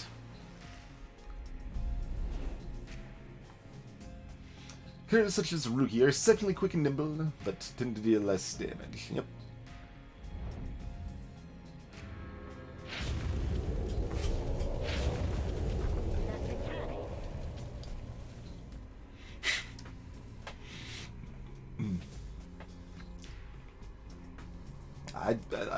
I think I could have picked all of them, Zapper, but I'm not sure.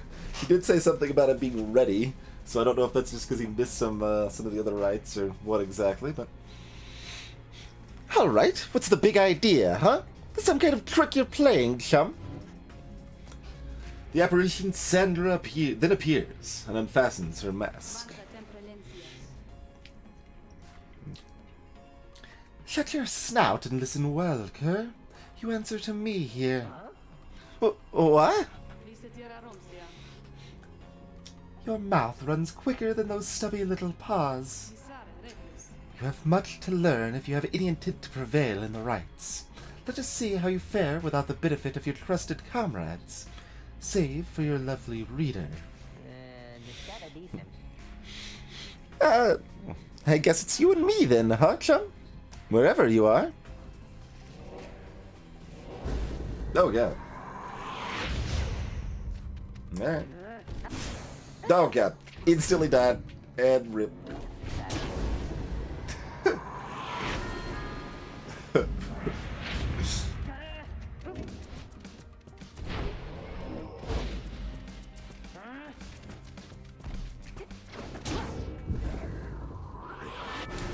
So is this gonna leave me on spawn, or where's... Okay, I didn't think so.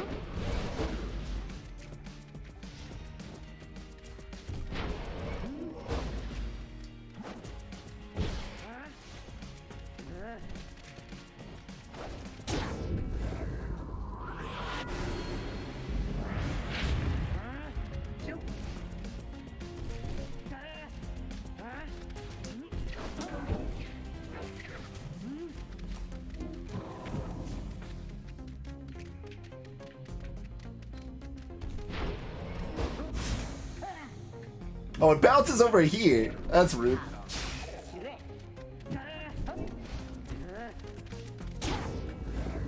Hey there, Double Duck.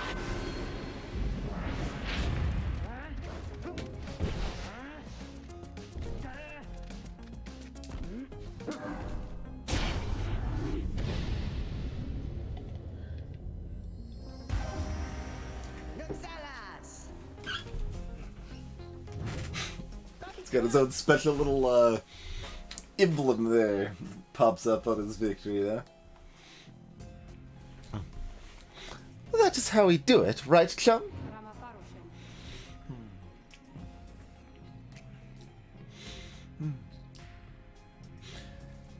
It is, and you acknowledge, likewise, that you did not do it on your own, despite having to face my demon friends all by yourself. You passed my test, Kerr. Congratulations are in order, both to you and to your lovely reader. Now, farewell.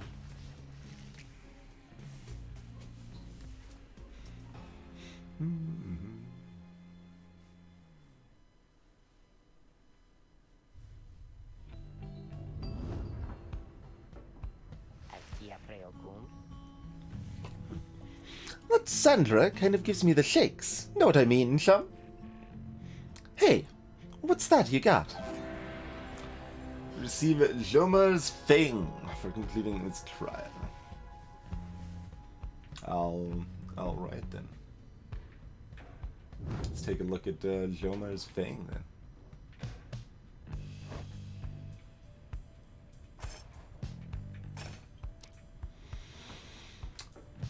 Specifically for Rookie. After Rookie casts his aura, it lingers longer than usual. Okay.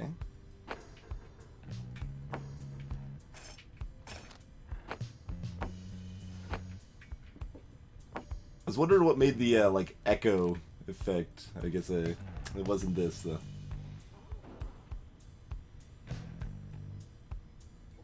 I'm unsure how much I care about that. So, gnashing his teeth and howling as with joy, the brazen Alpha Chief threw himself at danger.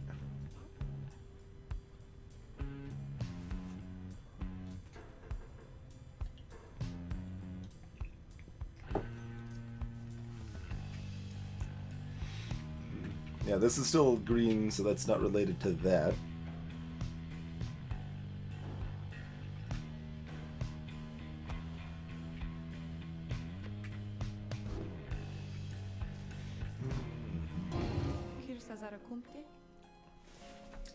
You are certainly persistent, reader.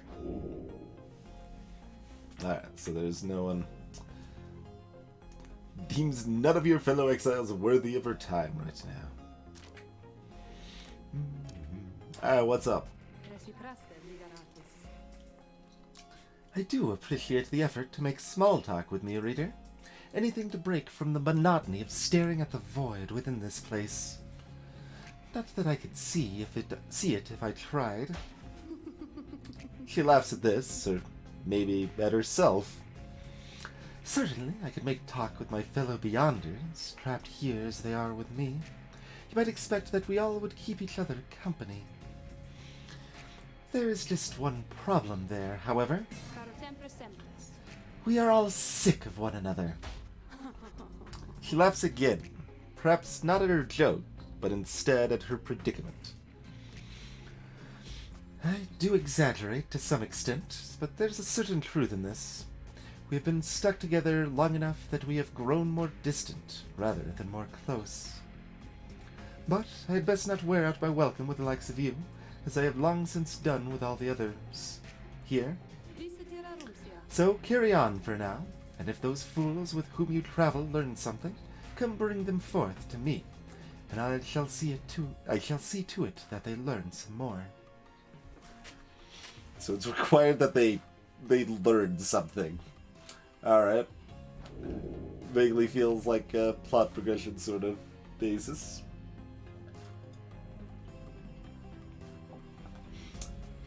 Yes. Yep. So, basic backstory for people who missed the beginning of the game. We're in the downwind. It wasn't downwind. Whatever. We're in the land of the exiles. Because we were exiled from the Commonwealth. Us specifically, we were exiled because we can read, and reading is forbidden. We don't know why any of our other compatriots were exiled, but all of them too were exiled for doing something illegal. And we're in this miserable place, and we found out that there's this, I don't know, ancient religious game that we can throw down on and fight others in the rites while wearing like fancy silly clothing. And If we win enough, then we can be free and return to the Commonwealth.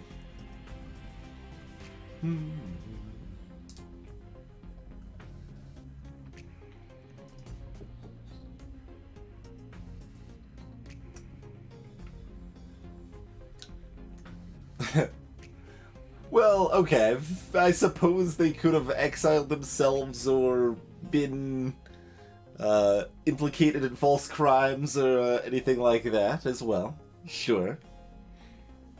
And since you bring it up, assumedly at least one of our companions fits that description, if not more.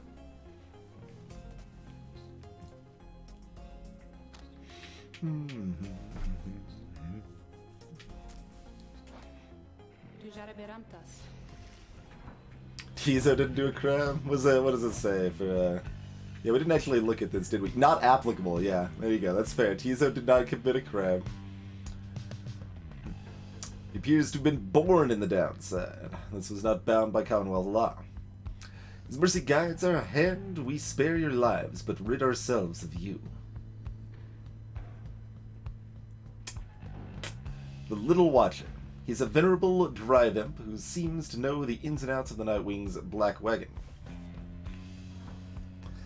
Imps are known for having superior appetites, but not for having much in the way of intellect. This particular imp defies all such common understanding and seems to be deeply connected to the Black Wagon of the Nightwings, and perhaps the rights themselves. And he quickly formed an understanding. Imps are ravenous creatures indigenous to the downside, a scant few of which possess a higher intellect. Imps specifically trained to operate the intricate machinery in the black wagons of the downside are called drive imps. They're born and raised in the downside, to operate black wagons and keep other fauna well in check. You do not know Astral's, or Tizo's astral sign.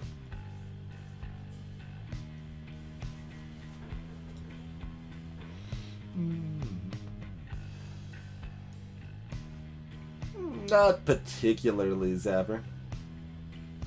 Reading is bad because it's banned. It's mostly what we got on that front.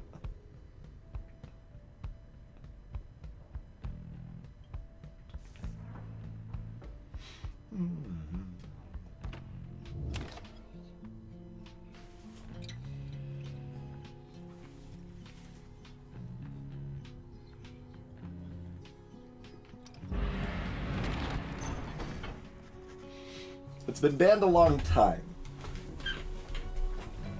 We know that much. I believe hundreds of years. You find everyone is feeling rather miserable. You sense just being in Flagging Hands eats away at one's spirit. You sense? I mean, are you not also alive? Only the Tizo seems unaffected. -1 hope. Suffer alongside. A moment, reader. There are several courses we may take to get through Flagging Hands. If you choose to prolong your stay, it may be worth your while. However, your companion's spirits shall likely suffer more. Worth it.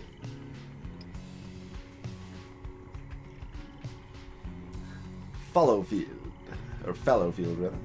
South route through Flagging Hands crosses diseased and wilted plains. Minstrel says you can improve a talisman if you take a job here. But by how much? Plegmont. The middle route through Flagging Hands cuts straight to the pit of Milithy. Headwind suggests taking this faster route will reduce your companion's loss of hope. Coldmoat. The north route crosses a mass grave. Lone Minstrel says you can get a valuable item if you take a job here. Alright. Well, do we want a talisman upgrade or a valuable item?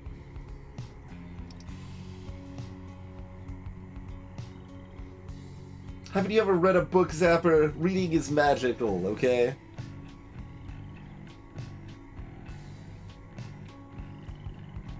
It's a lot of movement on the screen. I'm just kind of like watching some of it here. Got all this stuff dancing around up here. Got this crazy stuff up over here.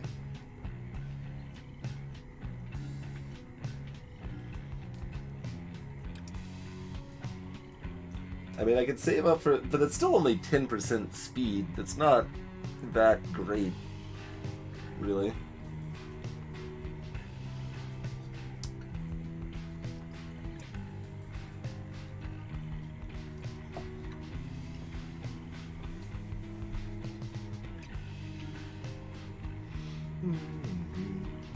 But upgrading the talismans we already have is also not that great.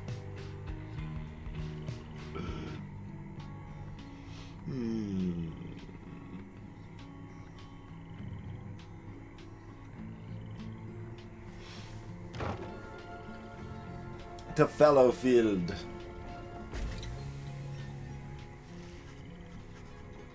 The south route through Flagging Hands is bleakness and decay. No one speaks, yet you sense despair encroaching on the minds of your companions. Only Tizo seems unaffected. Later, you accompany the lone minstrel in pursuit of what you came to find.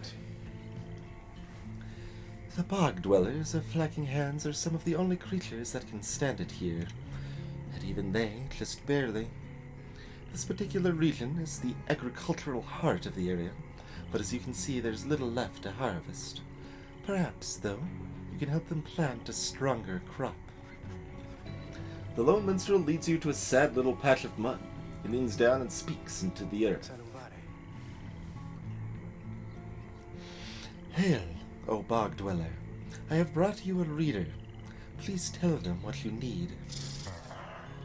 Some sort of creature shambles forth. With broken hands, it points you to a collection of foul seeds and simple garden tools. Is work familiar to you? To your surprise, the soil is rich and fertile.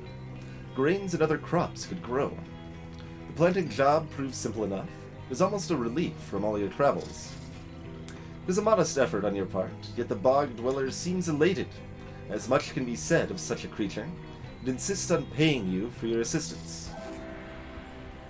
It is just a single dash of stardust? That's what I was afraid it was gonna be. I was hoping it was gonna be something that wasn't trash, though. My mistake. Go back to the other place. Make everyone even more hopeless. I don't even care.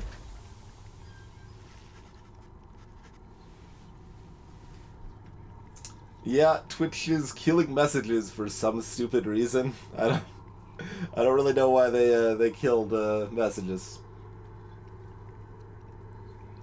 Oh, it was a dash of stardust instead of a pinch of stardust, Dan. Okay. That is fine then, probably. I'm guessing it's gonna be +3. I was kind of hoping for like +4 or 5. It might only be +2, but at least it's not only +1. By the time you reach the pit of Millith, everyone besides the Imp Tizo seems to be feeling even worse than before. You sense their desire to leave this place as soon as possible.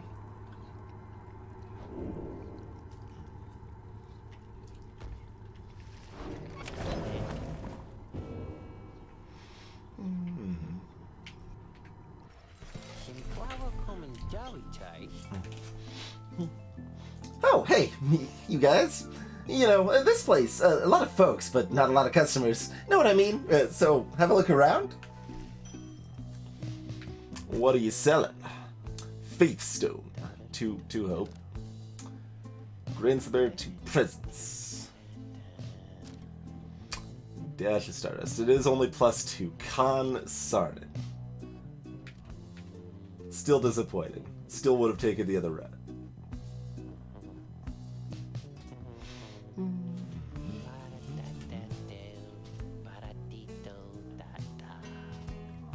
So, as far as I know, the send message to subscribers thing will still work? Is what I remember people saying. So it's kind of weird that they, like, half got the system. I don't know. This still just sells for 70, right? Hasn't gone up in value.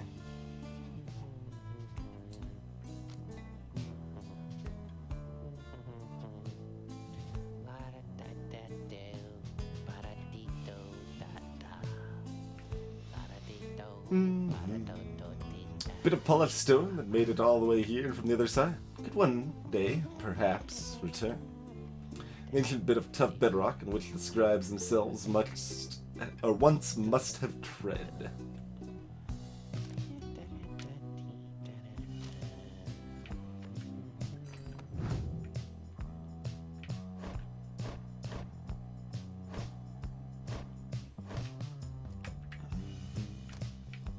Oh yeah, that one was still not that exciting either.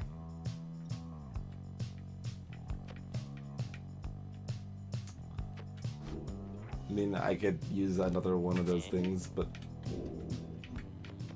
Right, Ace.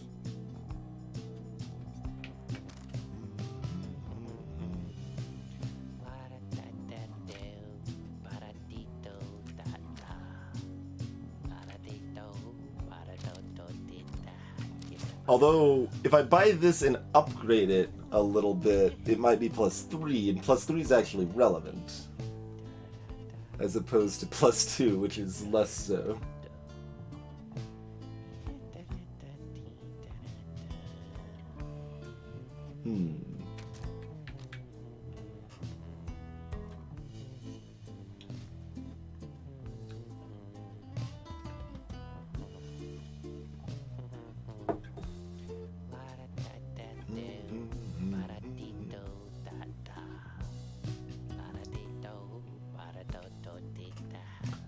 So either grab presents or pyre damage.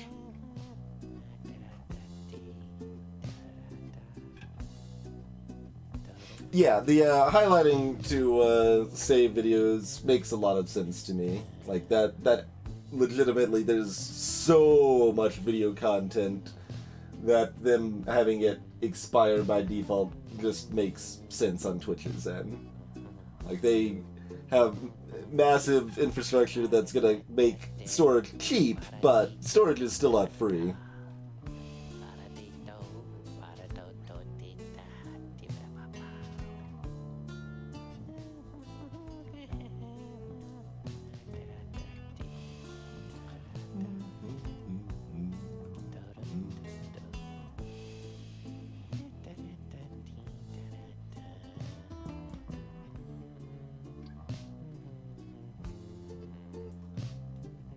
But, like, it seemed weird to get rid of, messages.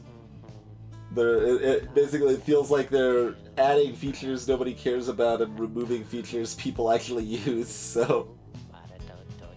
I don't know. That one's on. Yeah, I'm not saying messages took up any storage space. No, I was saying that when they implemented the change to make it so VODs didn't stay around indefinitely, at least for partners, it might have only been, but that used to be a thing, but now you have to manually highlight stuff if you want to save it forever. That made a lot more sense. Messages are like kilobytes, not gigabytes.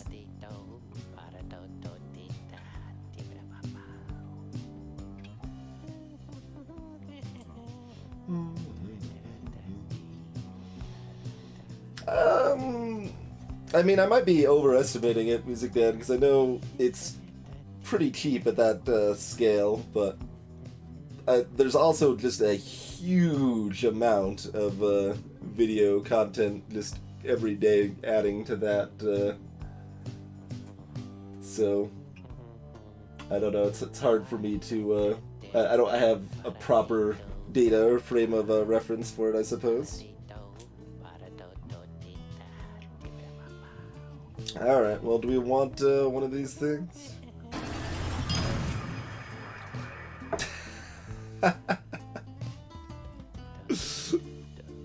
Cheers, Zapper.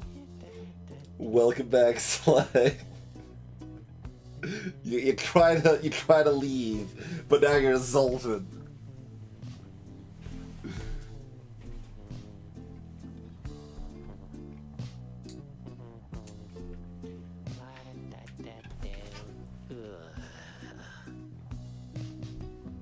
It is a little amusing that you can make him shut up if you want.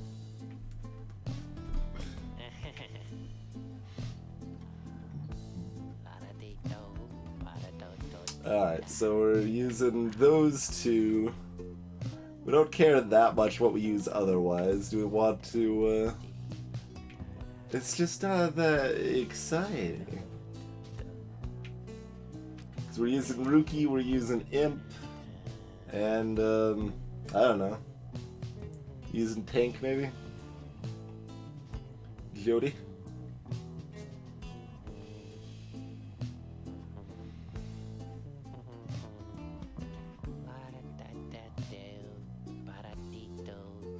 Well, they could provide a search. It's not that hard, man. We got third-party search.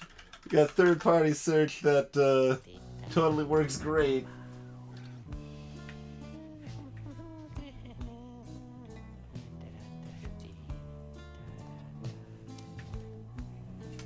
I realize that is some amount of indexing and processing cycles to make that happen reliably, but it's not that hard. They can do it. Consort it.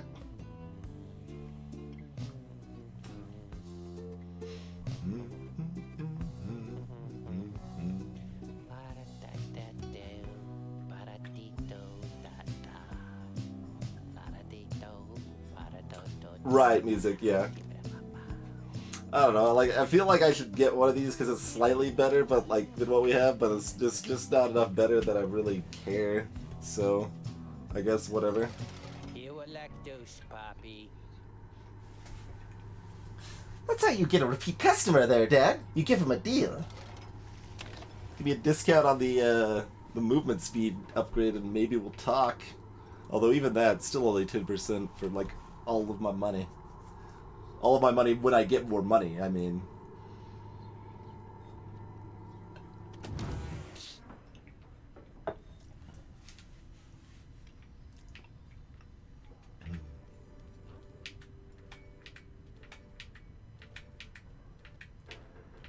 I'm just enjoying the aura sound effect there a little bit.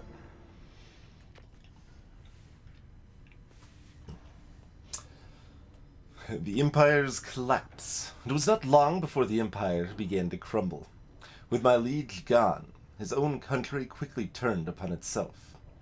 I must admit that this collapse had started long before the Emperor's disappearance. His decision to give chase after a myth but hastened the inevitable. All the while, the rope collar stood by, awaiting such a time as he could rule in my liege's stead. He would be our people's savior. His first charge was to organize a search for the missing Solium Mur. Warriors, pathfinders, and scholars heard the call and prepared to seek him out.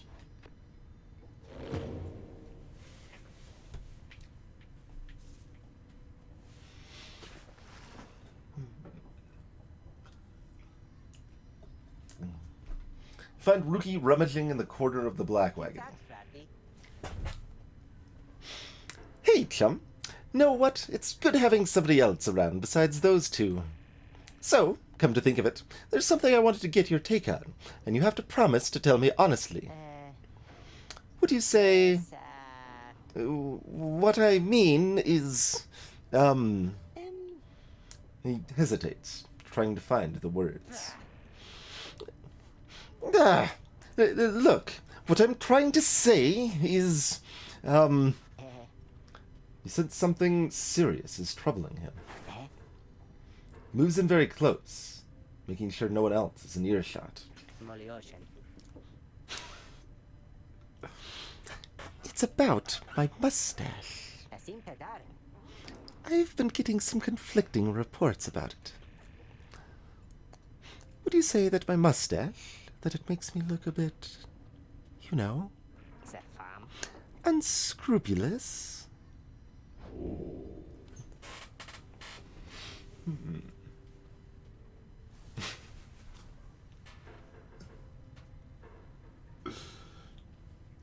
I mean, we already said we loved his mustache, like, before, so, I mean, I think we can honestly say that it looks great. I want to say more than perfectly fine. It looks amazing.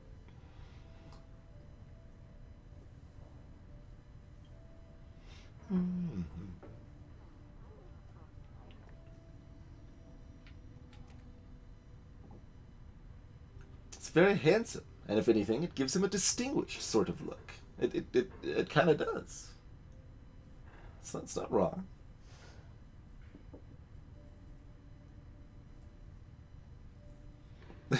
Most of the new small streamers I've found through wandering into random one-shot or Undertale playthroughs. That's most of the random small streamers I've found in the past, like, 2 years almost.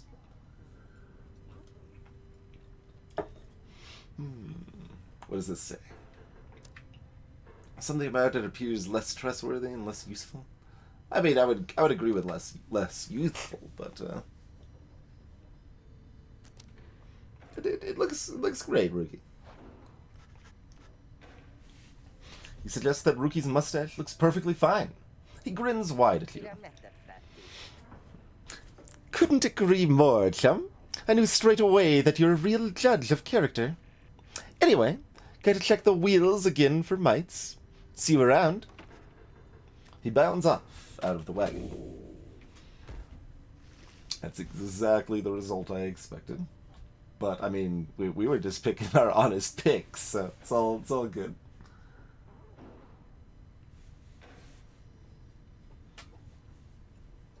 Yeah, I think I found, like, one person from the Witness. Warcraft 3, huh? Interesting. How many people are randomly streaming Warcraft 3? You told him to get rid of his stash? You monster! His stash is amazing! How could you hate on that stash? I can see what people are up to, I guess. Looking through the raiments. Cooing somewhere. Preparing the grass. Preening in silence.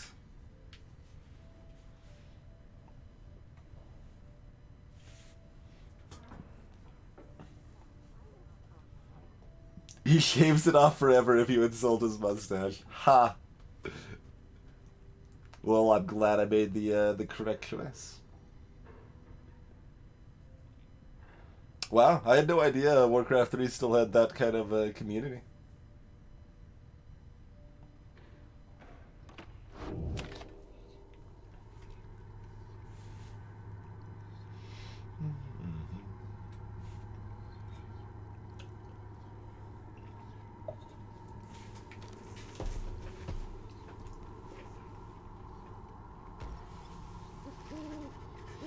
As you make preparations for the coming rite, you wonder if the stars above will even be visible through the dense fog hanging over the pit of Melith. Then, Tizo seems to be very concerned by something in the vicinity. The little imp disappears in a hurry. Oh, is Tizo all right? He was so frightened. He was not frightened. He was issuing a warning.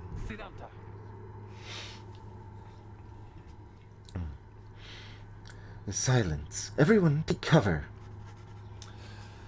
General makes a quick note of several hiding places among the nearby crags and rugged husks. You wait. Something about the place dampens your senses. All you feel is a creeping dread. Then, from the shadows, a writhing shape slides forward, its hulking form draped in raiments. The shape stops. Slowly, its head turns from one of you to the next, each in turn.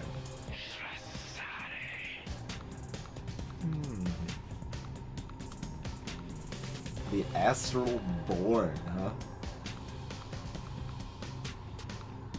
Nice, Ansana.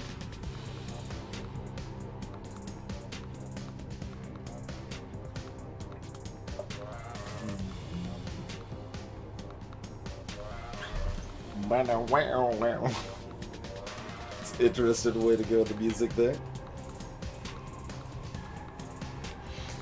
Wise of ye to hide yourself from us, little Nightwings. Ye trespass on the resting place of the Astral Born. We shall see when the stars muster the courage to illuminate this place. The creature vanishes into the dark.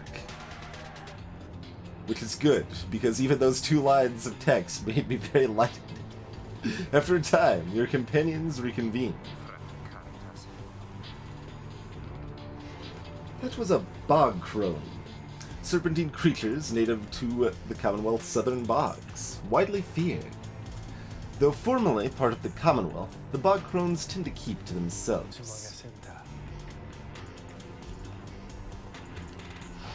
Indeed. That was which, I should have looked at the name before voicing. That was which Umhildi of the Withdrawn. She's an ancient witch with an unhealthy obsession for Yishlash, the astral-born monstrosity. Withdrawn is the triumvirate of bog dwellers, compelled by sinister forces rather than freedom.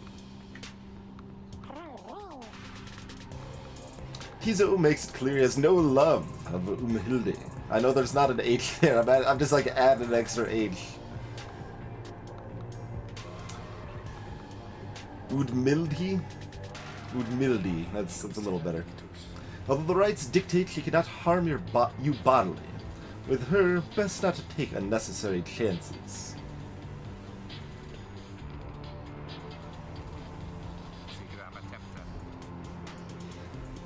We'll take what chances we can in all of this. Everyone, it's time.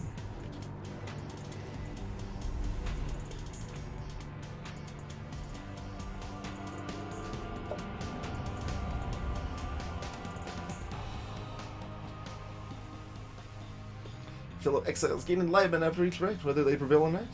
The only failure is to stray from the path. Why, you made it, reader. Made it all the way to the detestable pit of Milith. In doing so, of course, you have disturbed your ancient adversaries, the Withdrawn. The deranged witch who leads them has big plans in store, should she prevail in all this. Now, as you know, I normally would wish you a shameful defeat. But in this case, I wish you a little bit of luck. Curious. The crone Udmildi sees your companions gathered by their pyre.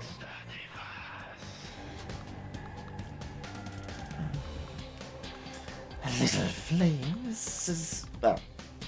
Where was her voice again? That wasn't quite right. It's probably close enough, though. A little flame as that shall never warm ye here, much less survive the night. Hear us, you'll slush. Make the Nightwings suffer.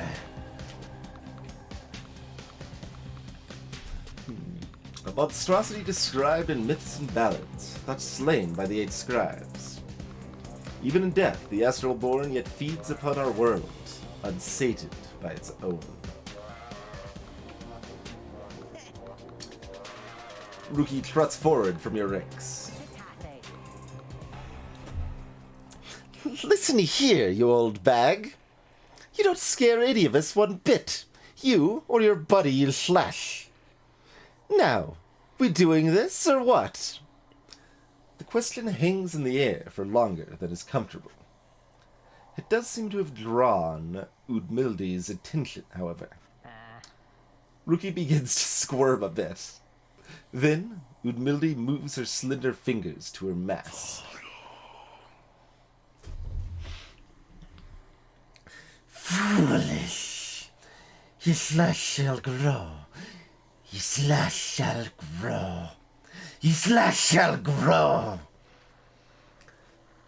He shall consume ye ere your little flame has died.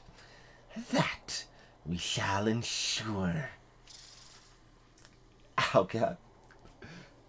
I'm getting both That's just like the worst like voice as far as my health goes I've ever done. I think I'm getting simultaneously lightheaded and it's hurting my throat. Amazing. We got the gravelly and the super breathy at the same time.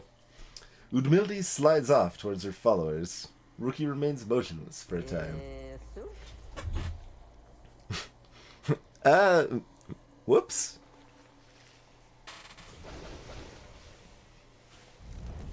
Now let us begin.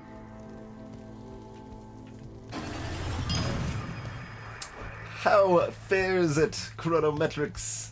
Thanks for the continued support. And greetings. I mean, I guess we're putting that, huh?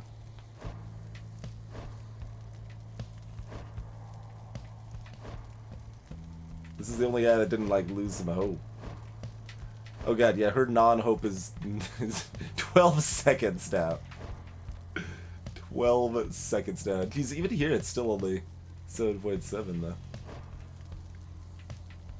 So...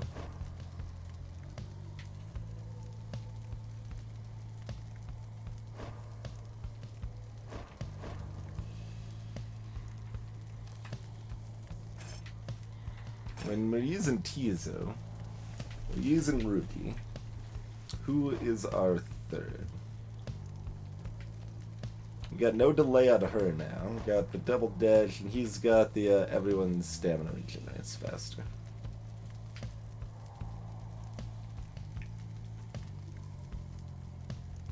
Oh, that sucks, Chrono.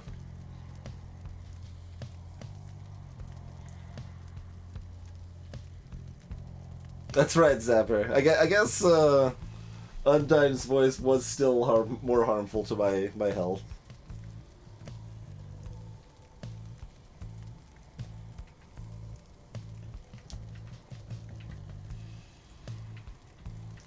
Ha.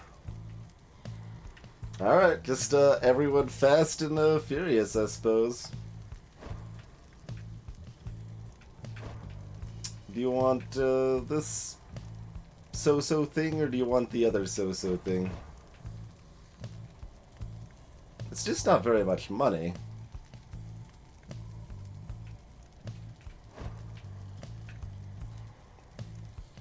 Oh, I was gonna like maybe upgrade something, huh? Maybe. Let's at least take a look at that real quick. Okay, 20% per. I want to at least use it once probably before I commit to that. It does go up to 4. Might just hang on to those for now. These upgrades are not that exciting.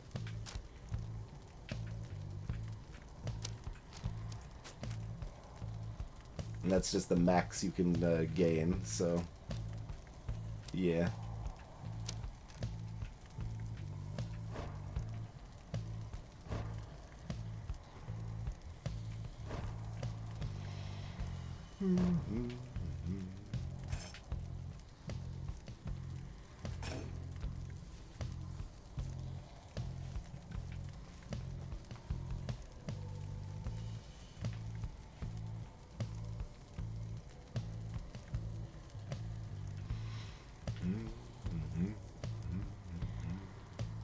Alright, who do we want in front?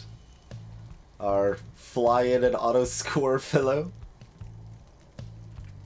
Although that might not work so well against these witches. Might have to adjust. Let's take a look at them. Let's take a look at them. See if we can glean any information here. Okay, she doesn't have any particular abilities right now. But she gets a 25. What's with her presence? Though. She doesn't have a normally visible aura. There's this weird shaky aura around her. We got a couple of savages. They score for 20 each, and they're going to be fast also. And she's not slow, but she's not fast.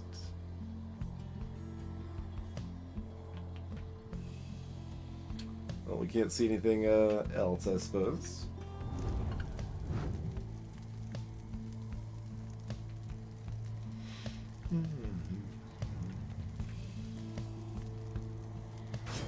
Tizo.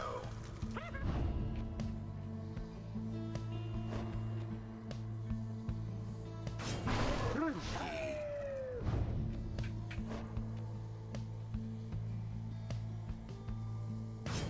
Ray. Shiru-sama?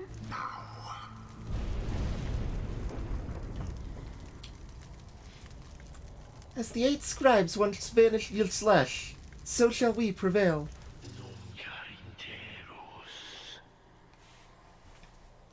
No matter where ye go, Yilslash shall find ye and devour ye.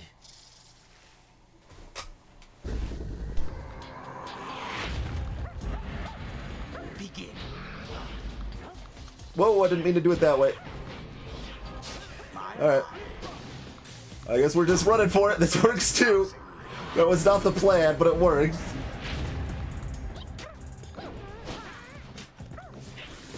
Oh god, they can jump. Okay, yeah, that's effective. Meddlesome imp.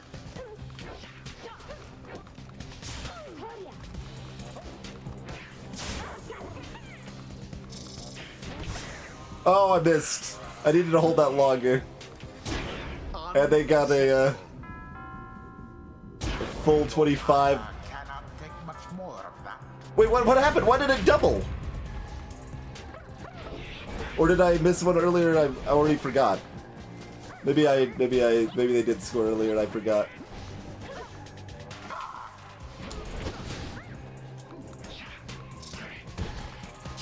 Quite the turn of events.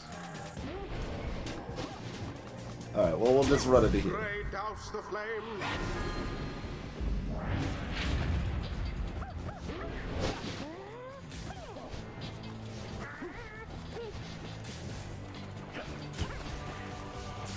Oh. All for naught. I don't have the stamina regen.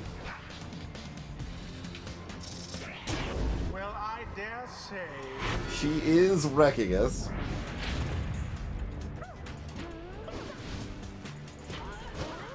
Tizo banished. Yeah, once you've already hit that pass button, you can't change your mind, apparently.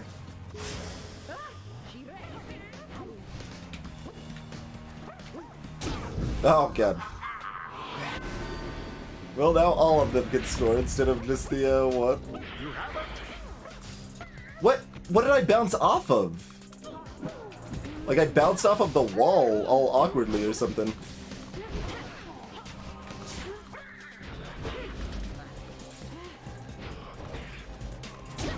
Fear not the purified flame. Like, but it was way before I hit the wall is what it looked like to me. Is why I looked so confusing. Good. Oh.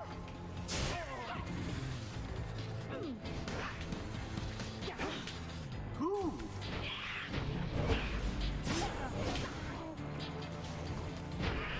No, that's not the right button.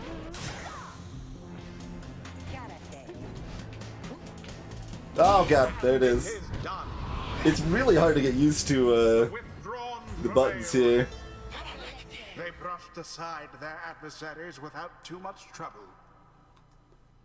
Perhaps your fortune shall be better next time.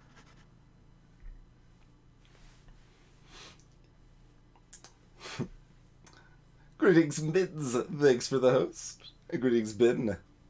You and the Nightwings may have experienced your first defeat, but this is not the end. Rather, this is an opportunity for you and your fellow exiles to press onward. Tizo, for example, learned a valuable lesson this night. A rush of enlightenment gained from surviving a tough situation, awarded only this one time. Through failure do we tend to learn the most valued of lessons, provided we survive. So too has Ruki, not in spite of the setback with the withdrawn, but because of it. And Ray is no exception. She's gained more insight here as well. Your fellow exiles all shall gain enlightenment and learn and grow from what transpired. Your story shall continue. We get it, I think. The choice of whether to accept such outcomes now and all throughout your quest is to be yours alone.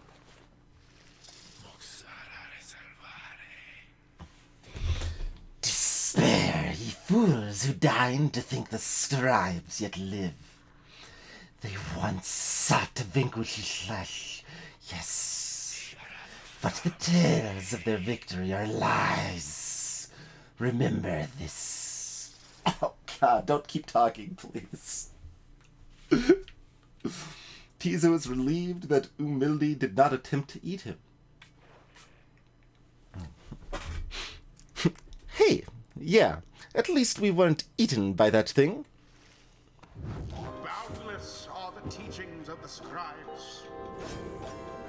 It seems the exiled Rookie opened up his eyes a bit.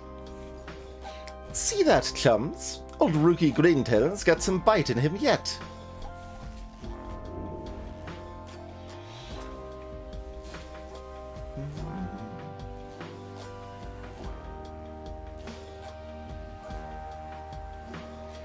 What do we got? Rookie can jump a second time while airborne. We got double jump, huh? Rookie deals an additional 5 damage. Well, that's pretty great. Rookie casts his aura 50% farther than usual. Well, that pairs well with the thing if I ever get used to using that ability. When Rookie banishes adversaries by casting his aura, the blast can banish nearby adversaries. After plunging into the adversary's pyre, Rookie soon returns rather than remaining banished. Sure. Lightning Run. When sprinting, Rookie accelerates faster than usual to an even faster top speed. If he's banished by an adversary, Rookie has 50% chance to return almost instantly. And he can jump a second or third time while airborne. Okay. We'll take glory dive. From the Alpha Chief himself.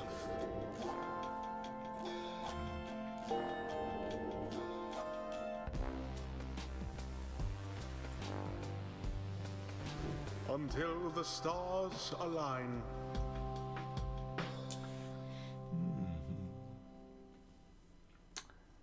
Linked auras are significantly larger. Huh. Okay. Having ceded victory to the Withdrawn in your latest confrontation, you and the others have some moments to recover from the ordeal in the relative safety of the Black Wagon. So, when can we get out of here? What, Greentail? Had enough of Udmildy's hospitality for the time? Oh, Jody. Yeah, thanks. I'm good. The reader in the stars will point the way, as ever. It's just so far. We've kept on going north. If that's the case again this time...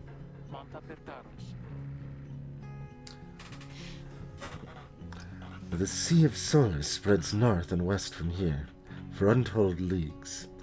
I could not tell you when last a vessel dared to sail those waters. Sea of Solace. An impossible oceanic expanse pockmarked by crude little islets. Islets? Attempts to sail across the drowned sea do not usually turn out so well. Tizo asserts himself during the conversation. What is the matter, little one? Tizo is trying to get you to come look at something outside. Reader, please go see what he wants. Excuse yourself and follow the imp into the dark of night. You find Rain, the lone minstrel, already gazing up at the stars. Can you not read the stars yourself, then, Mr. Minstrel? I fear it is not so simple as matters of can or cannot when it comes to me, Ray. We shall see what the reader has to say, for this is their charge. And here they are, in fact. Thank ye for fetching them, Tizo. Screeha. They're happy to oblige. Reader, It would seem the skies have cleared to some extent. Please look upon the stars to see where they compel us to go next. Look towards the heavens.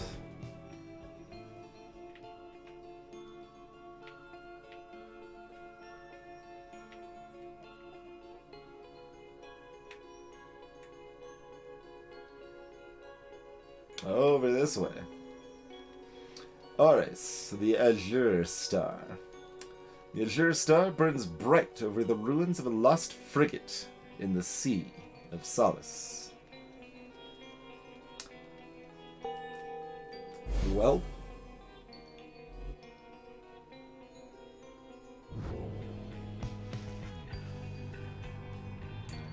the right beckons you still further north, towards the middle of the Sea of Solace.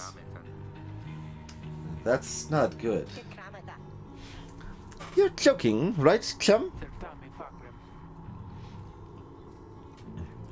Does the reader seem the joking type to you, Greentail? We do not argue with the stars. You talk like we can just go right out into the water. Pardon my interruption, though perhaps we can. Say what? My client, Sandalwood, he has a way of anticipating such eventualities. West of here lies a place called Big Bertrude's. The proprietor is an old companion of his. She may be able to assist us. Hidwin's smile returns. That sounds like our best shot now. Let's pack it up and move as soon as possible.